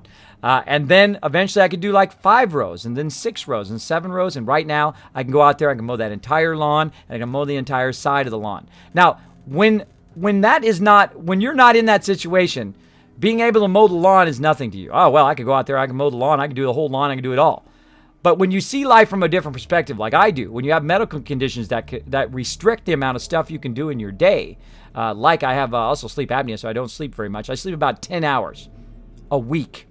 A week. That's right. I have 10 hours a week is what I get. I actually sleep for 8 hours, but because of my sleep apnea, I only get about an hour's worth of sleep every day because I wake up constantly while I'm sleeping. Now, I don't consciously wake up. I unconsciously and consciously kind of wake up every other minute, which sucks big time. Sucks big time. Then that is my normal. That is my normal I had to start learning to do. By fear force of will, I said, nope. Not going to lay in this bed all the time. I'm not going to lay here and die. I'm going to get up, and I'm going to get stronger and stronger and stronger. And, of course, you guys inspire me every single day to go out there and be stronger as well. And now I can do the whole backyard. And that might not seem like a big thing to you. It might not seem like a big thing to you. To some people who have knee problems or hip problems or issues in their life, maybe they have cancer, stuff like that. Small things like that are big things. They become big things to you. Just getting out of the bed in the morning became a big thing to me because I didn't want to get out of the bed because I was so dizzy all the time. I would literally fall down the stairs. It was a danger to me. I couldn't drive. I couldn't go anywhere. It was like I was imprisoned in my house. I was imprisoned in that bed, and I was not going to go out that way. No way I was going to go out that way. And I spent my entire savings, all of my retirement, everything, my wife's retirement, everything, to get me out of that bed because I did not want to deteriorate to a point where I was stuck in that bed and then I was stuck there until the day I die. Oh no. Oh no. Kismet don't roll that way. Kismet don't roll that way. I've seen my family members go that way. No. Not going to do it. Not going to do it. So I forced myself out of that bed every single day, no thanks to my doctors. Went to the gym, started eating right, drink water instead of soda. I drink some orange juice as well. Simply Orange is incredibly good. Little plug for them. I am not sponsored by them in any way. That's why you see that orange juice down below the stream, by the way, down there. Zombies, you mean ghouls? Do they call themselves pests? There we go. Let's do that. Did they call themselves pests? Doing some questing here. So there we go. There we go. So, Sir Everdark, your answer to your question that I didn't even see before I actually answered it before you asked it. How about that? That's why they call me Kismet. I am doing great. I am doing great. Thank you, Sir Everdark, for asking. Thank you for asking. I just see it. That's why they call me Kismet, because I answer questions before I even see them in the chat, which is pretty amazing. Heading in the right direction. Awesome. I totally missed the storyline. Whatever the storyline there was, I just missed it. I just totally missed it. So thanks for hanging out in the stream.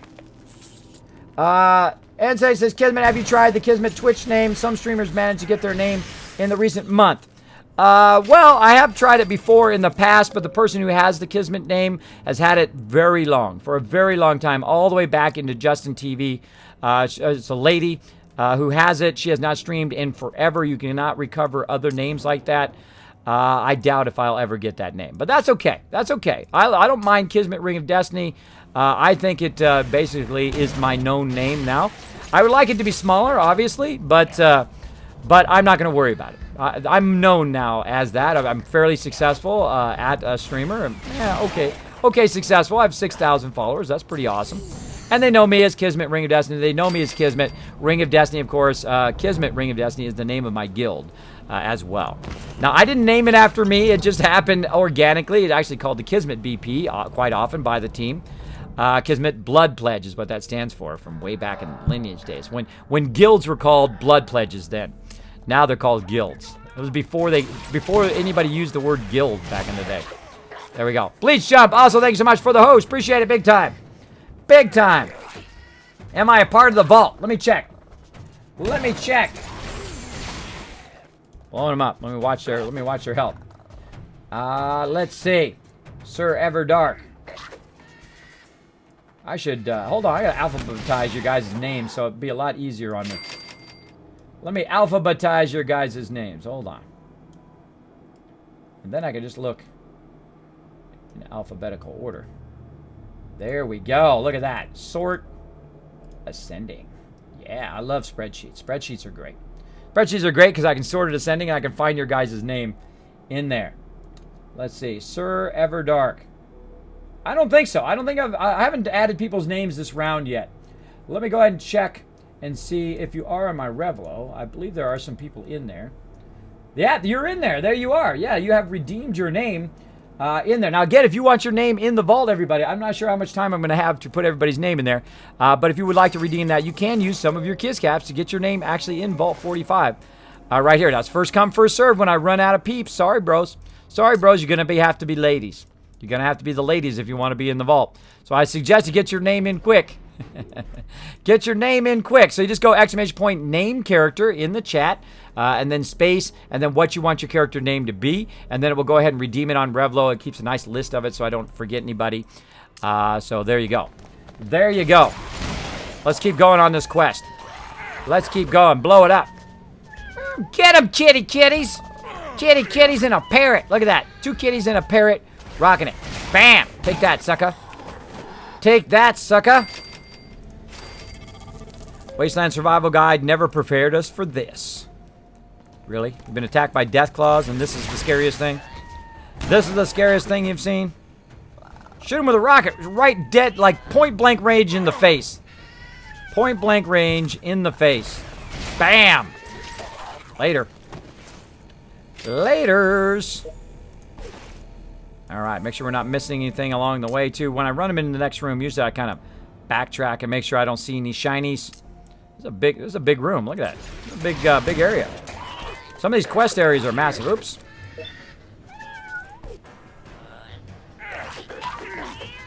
I'm going to save that critical for any tougher mobs.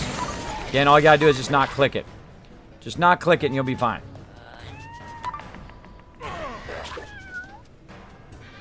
Wow, look at that. 5,000 given out for all those bit drops. Nice. Nice.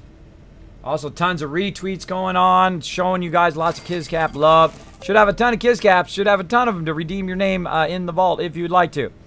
All right, owned it. Let's keep going. Keep going.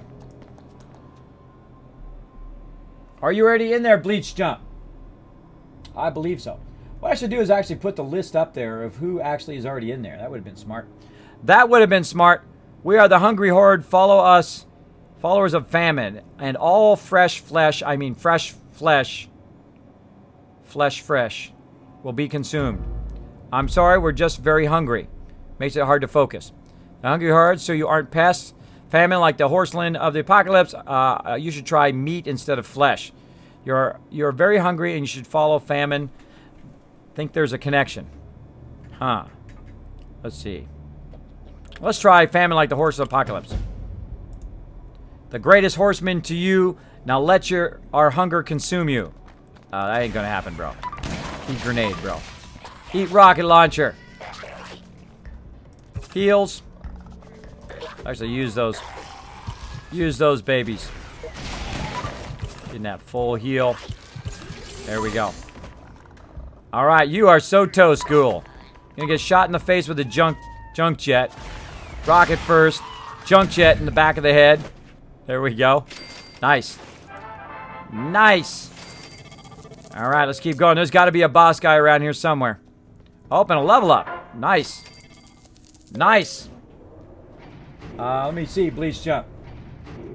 I put it away the second you asked me, of course. Let's see. Bleach Jump. Yes, you're already in there, bro. Already in there. Go ahead and mark off all these other people who are also already in there. You should get in there. Unfazed Atomic. Boom. I missed a couple peeps. I missed a couple peeps. Get you in over there.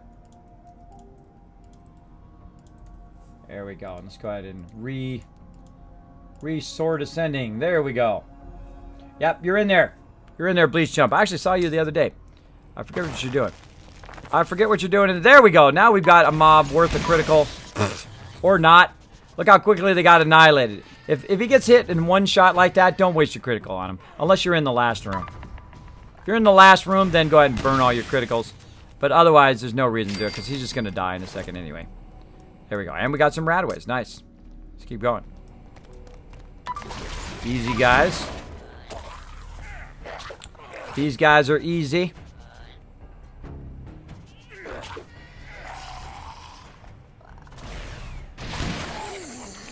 Toasty. All right, last room. Coming up. Right here. Let's do it. And we're going to use up all of our criticals. No reason to save them past the last room. Later, bro. Oh, that was terrible. That was terrible.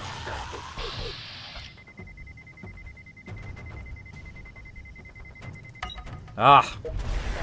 So tough when it's that fast. I'm going to save that one. Save it for the last guy. Nuke these guys. Later, bro.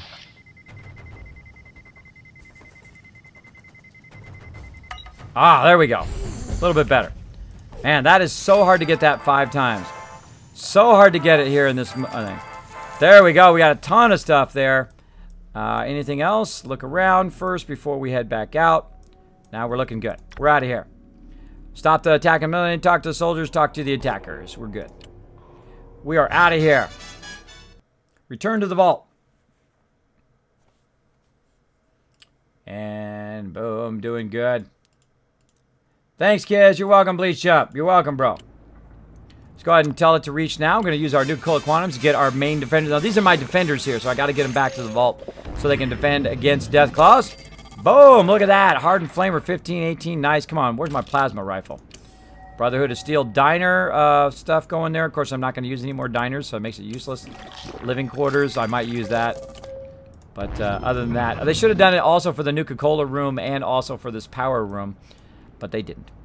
All right, now these guys are back to the vault. I'm going to very quickly go ahead and pull them straight into the vault, back into my defense room. There we go. Now these guys here, of course, we've got 80 Stimpaks and Rataways. We're going to go ahead and send them back to the wasteland. We don't want to get maxed out on our Stimpaks and Rataways, like so. Now, before I brought them in, I could have also sent them out so I didn't have max Rataways there, which I did. Of course, I'm going to get more Rataways and more Stimpaks just like that. There we go. And let's go ahead and find anybody else who should be out in the wasteland. Let's see, General Stonewall and Jose hanging out in the classroom. Pull them up there. Up, and there's that Deathclaw attack. I knew it was coming. I could sense it. We're going to need the A team up in here. We're going to need our Alpha team to get this going on. I don't think I can get anybody into the vault door in time. This guy's there. This guy's there. All right. He's going to help out. Get those Deathclaws a little bit.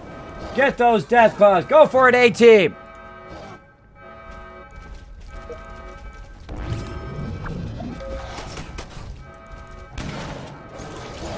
A team is crushing it. One Deathclaw down. Gonna run in the room. They're gonna run down there. Down they go. And then into this room here. Now, of course, I've also got my Mr. Handy here. Helping out. Gotta heal them just in case they die. Get close. There we go. Now, right now, you can see they don't get quite close enough to death, which is great. Gonna come down here. Of course, we got Navajo guy going down here. And, of course, Saltbot lending a hand. There's Saltbot, who usually hangs out in Vault 45. Gonna go ahead and shoot him. And there we go. Deathclaws are down. My peeps are safe. My peeps are safe. Now, probably a good idea here to heal up my people here in case some other event happens, like another run of Deathclaws. Go ahead and use up those Rataways as well. I use up my stuff. There's no reason to keep a ton of it. And boom. I use up my Stimpaks and Rataways. There's no reason to keep a ton of it if you don't have a ton of people to send to the wasteland. And this guy right here, we're going to go ahead and send him out as well. Go do your thing, bro. What are we at now? 19. At 19, sending to the wasteland. We got another one here. Go ahead and bring him up. Like so. And again, eventually when all these people in Endurance get leveled up, we will get that going on. Get that going on. Get them all leveling up, being awesome. Leveling up, being awesome. All right, and I think we're ready. I think that's it. We need one more round of Stimpaks. Let's go ahead and do a rush-a-thon here. Oh, let's get that resource first. Let's do some rushing. There we go. Oh, wait for that.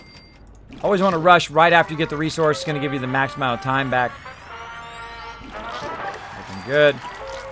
Also, the good to do this right before you get out of your vault, because usually you have very high resources when you're leaving the vault.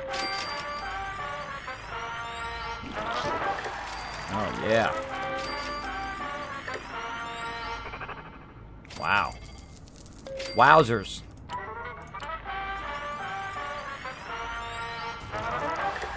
Gonna fail at some point. Gonna fail at some point. There it is. If you do that much rushing, you know at least one of them is going to fail, or at least a few of them are going to fail. That's okay. These people are going to go down by 10%, but all of those other people are going to go up by 10%. So it usually balances itself out if you're fairly lucky.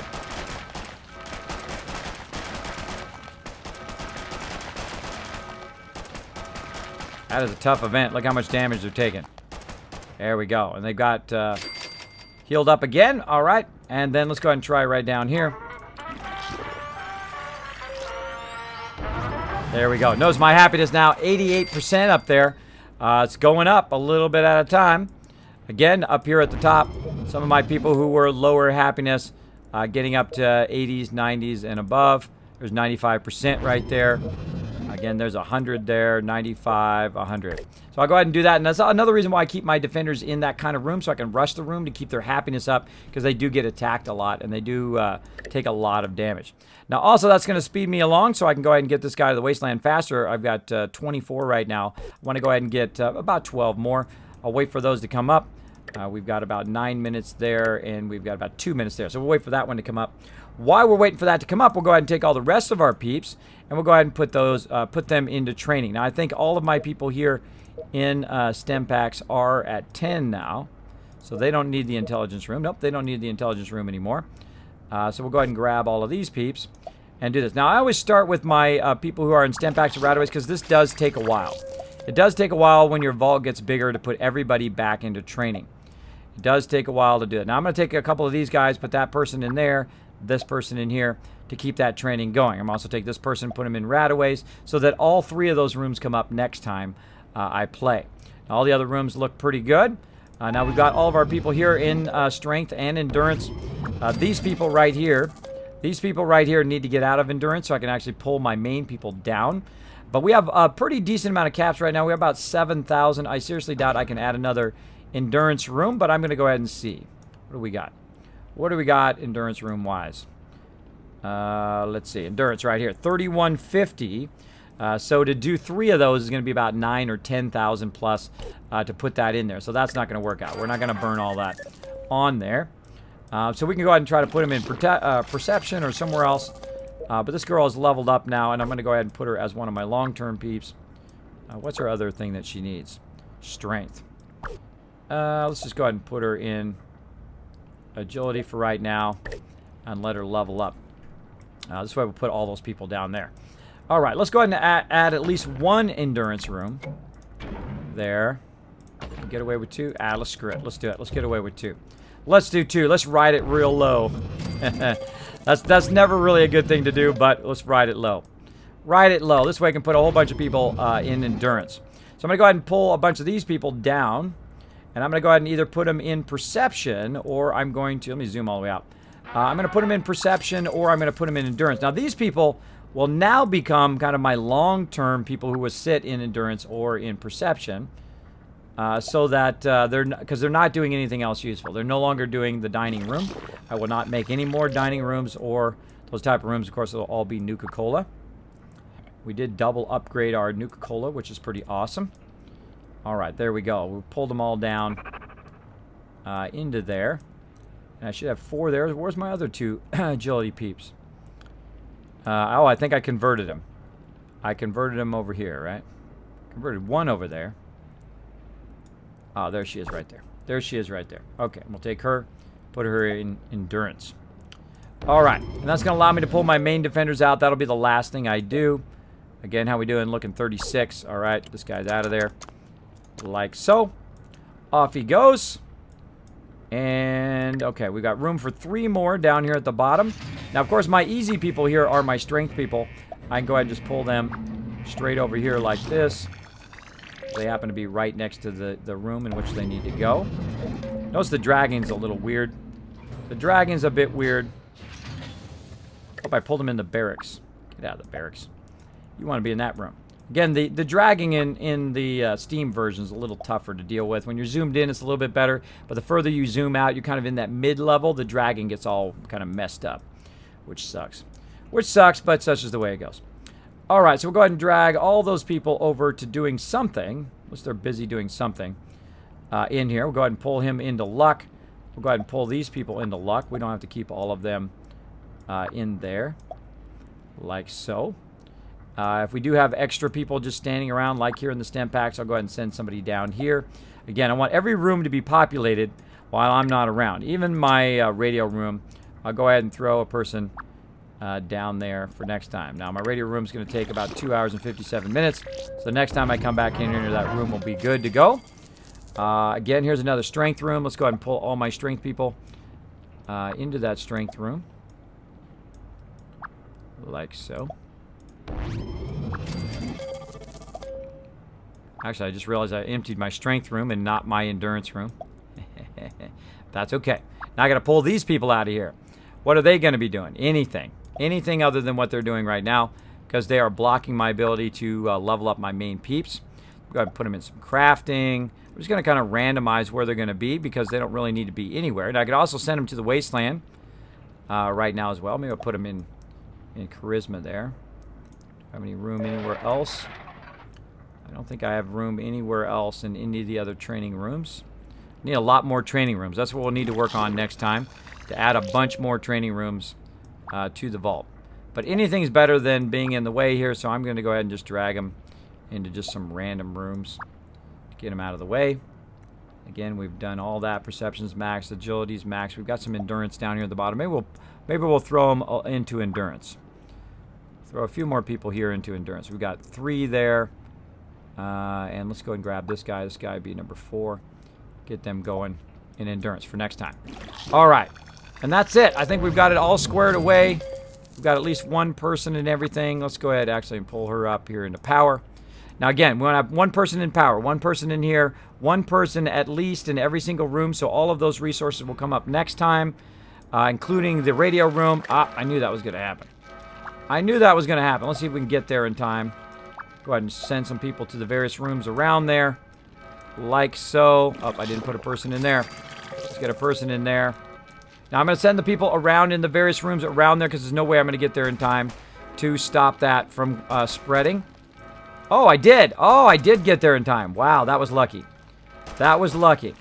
So we're going to go ahead and then pull these people up here to lend a hand real quick on that rad roach room. Now again, this is the worst time to get an event or to have an incident because all of your people are not in their primary rooms. So what's going to happen is your food and water is going to diminish over time. Now, of course, my people right now who are in my endurance room don't need to move. They stay there most of the time. Eventually, I want them in their own training room, too. I went away and one of my guys died. My bad. We got a death. We had a death. I wasn't watching. Oh, he's level 1. That's my bad, bro. That's my bad. Sorry about that, Anthony. My bad. My bad, bro. I should have never pulled you away from your room. Here we go. Let's put you back up here. But you took one for the team. I appreciate that. Appreciate that. All right. Now, of course, before I go, I don't want to forget to put Silver Dark in the chat or in the thing. Let's go ahead and get somebody. Actually, I'm going to put you in that epic guy who just died. Taking one for the team. Taking one for the team because he's going to be one of my explorers already. I can tell. I can tell. Sir Ever Dark. Bam. Welcome to Vault 45. Thanks for hanging out in the stream. Thanks for redeeming that. Put me in Vault 45. Bam. There we go. Good to go. Good to go. Now, we're good to go on everybody except our defenders. Now, again, when you're doing this, you got to do this way fast, or at least do the least, the people who you have to pull out the least first. And then let's do it. Let's do it, and let's get out of the vault. Go ahead and throw people here in the endurance room. I'll try not to screw it up, though it is very difficult to drag people without it going into the wrong room. Boom. There we go. Who else? This guy. Endurance. This guy. Endurance. There we go. Nice. Nice. Looking good. All right. Everybody out of there. Let's check. Nobody in there. Okay, good. Now, we're going to send one person in there, of course, to just keep that power going. Doesn't matter who you throw in there. It doesn't matter. In 24 hours from now, it'll basically re-up every single thing in the vault. There we go. Oh, this guy's already max endurance. Already max endurance. All right. Let's go ahead and put him something else. Let's go ahead and make somebody come out of perception. Boom. There we go. This guy. This guy's got to come out of perception. My defenders do stuff first. My defenders are always first in their ability to train up. There we go. So we got more room here in endurance. Where did I just send that guy? Right there. Let's go ahead and put him in endurance. Right there. All right. Nice. Nice. Now, when we zoom in on these guys, we want the people who are going to take the longest to level up right now. 18 hours. And then dude here is going to have maximum strength. Looking nice. Right here. How much time? Oh, look at this. Let's zoom in. 14 hours here, and he's going to have almost max strength. He's going to be Monsterholic is going to be at 9. Wow, these are almost max, all max endurance now. Look at that. Some more of mine having max multiple stats. Now, RJ Phoenix here, of course, one of my most leveled up peeps. Let me get him down here. In perception, right here. RJ Phoenix with already 2 stats at 10. So just crushing it big time. Oh, maybe we'll do a quest real quick. Pushing my luck. I'm pushing my luck. I should have totally got out of the vault. But pushing my luck. Kismet level explorer for me sounds good. There you go, Sir Everdark. Again, do appreciate that redemption. I'm planning to deport some people rather than train them. I will actually deport some of my high-level people because I'm doing what I call the Mega Dweller run this time, where every one of my dwellers is going to start with 10 maximum endurance and then level all the way up to 10 in endurance. And then while they're leveling, of course, they're going to get max hit points across all of the level ups. And so that means that all my other dwellers will eventually get kicked out of the vault. But of course, I'll move your names over before I do that. Before I kick them out.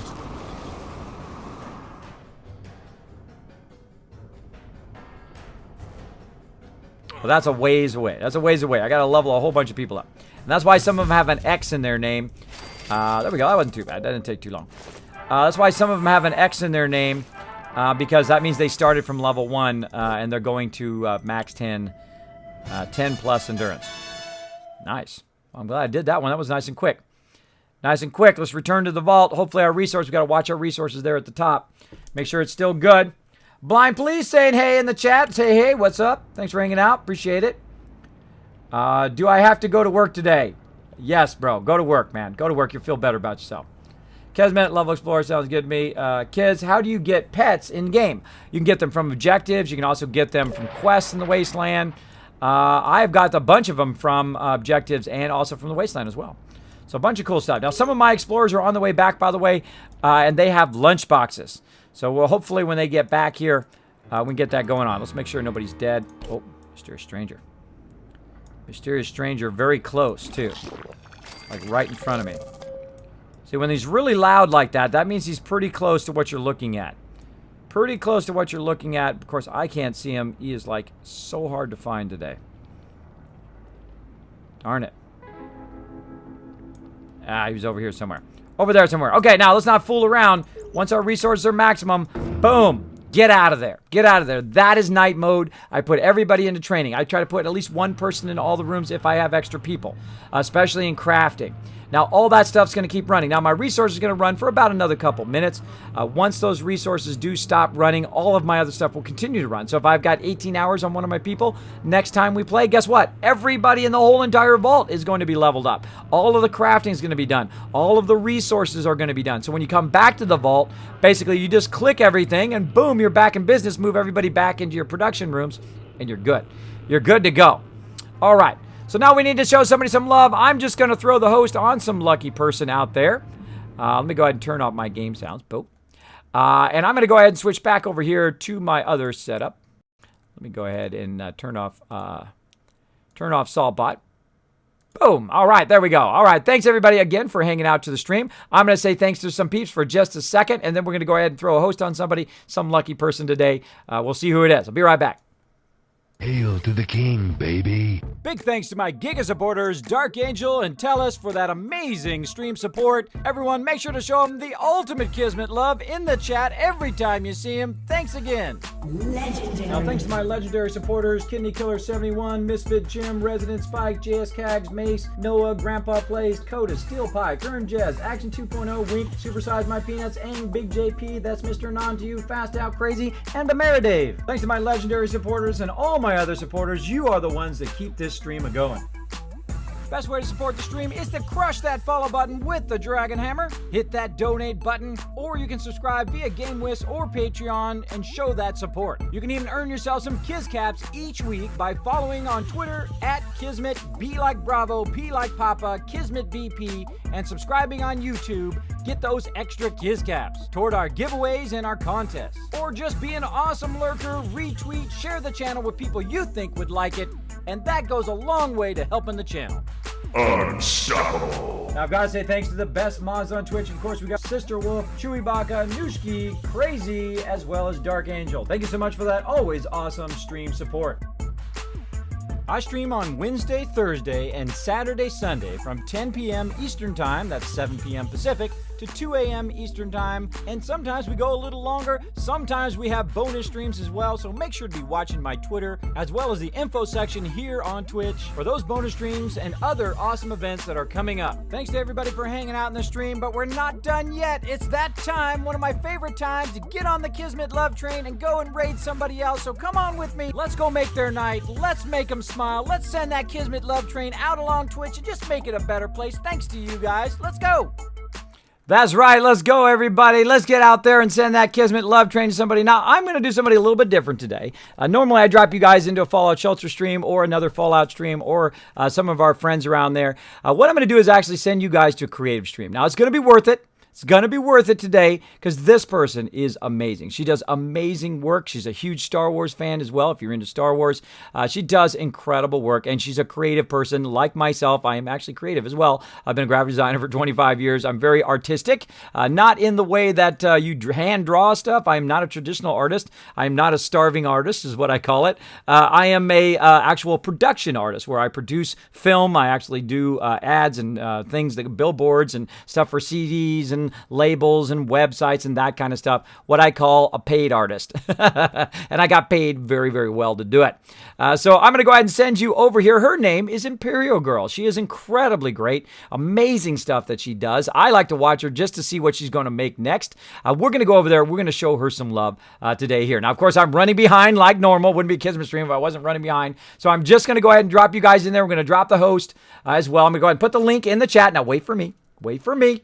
Now, I also want you guys to go ahead and get that raid hype going on.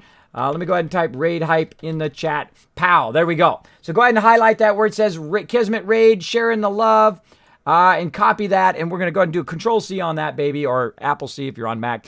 And then go ahead and grab that, and we're going to paste that into her chat. Now, again, wait for me. Open up a new tab. Open up a new tab.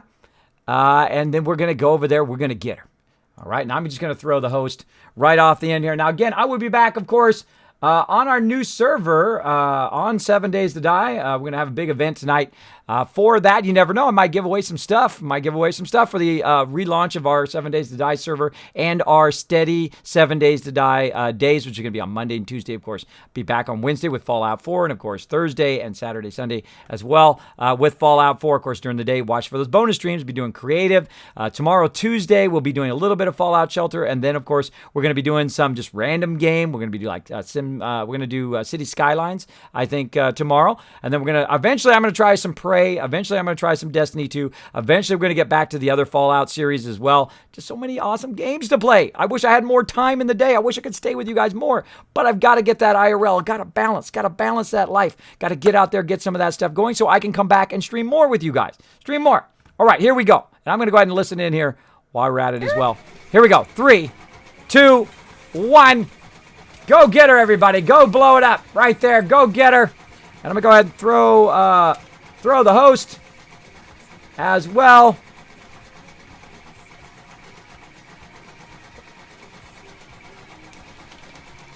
Did I take a cup away for Smile? Bam! Blowing it up in there. So we'll listen a little bit. Yeah, not yet. Guys, all right, I will get to the raid in just a minute. I did not, because she said it was my choice of mug that I was going to send her. So only one of these mugs is available. But basically, if someone picks one mug, the other mug is going to come with me. Kismet is rating us. DCT design, that's 100% fine that you're UK-based. I will ship anywhere. While you're thinking of what you want, we're going to defend the channel, because that's what we do here when people think that they can read us. Oh, hold on. I got to switch over. Guys, thank you so much. Enjoy the Wookiee cookies, Raiders. Kismet, how was your stream? All of you lovely Raiders, welcome on in. Thanks for being here. Thank you. Guys, if you're new to the channel, hit that follow button if you want to. You don't have to. It's not required. My name's Imperial Girl. I'm a sewing creative streamer. You definitely want to hit the follow button there, everybody. Go ahead and just hit the follow button. Kismet's awesome. Please follow them. Please and thank you. All right. Thank you so much, everybody. Again, I will see you all next time. Bye. I'll see you guys tonight, 10 p.m. Eastern Standard Time for the relaunch of our 7 Days Die server. Bye, everybody. Night.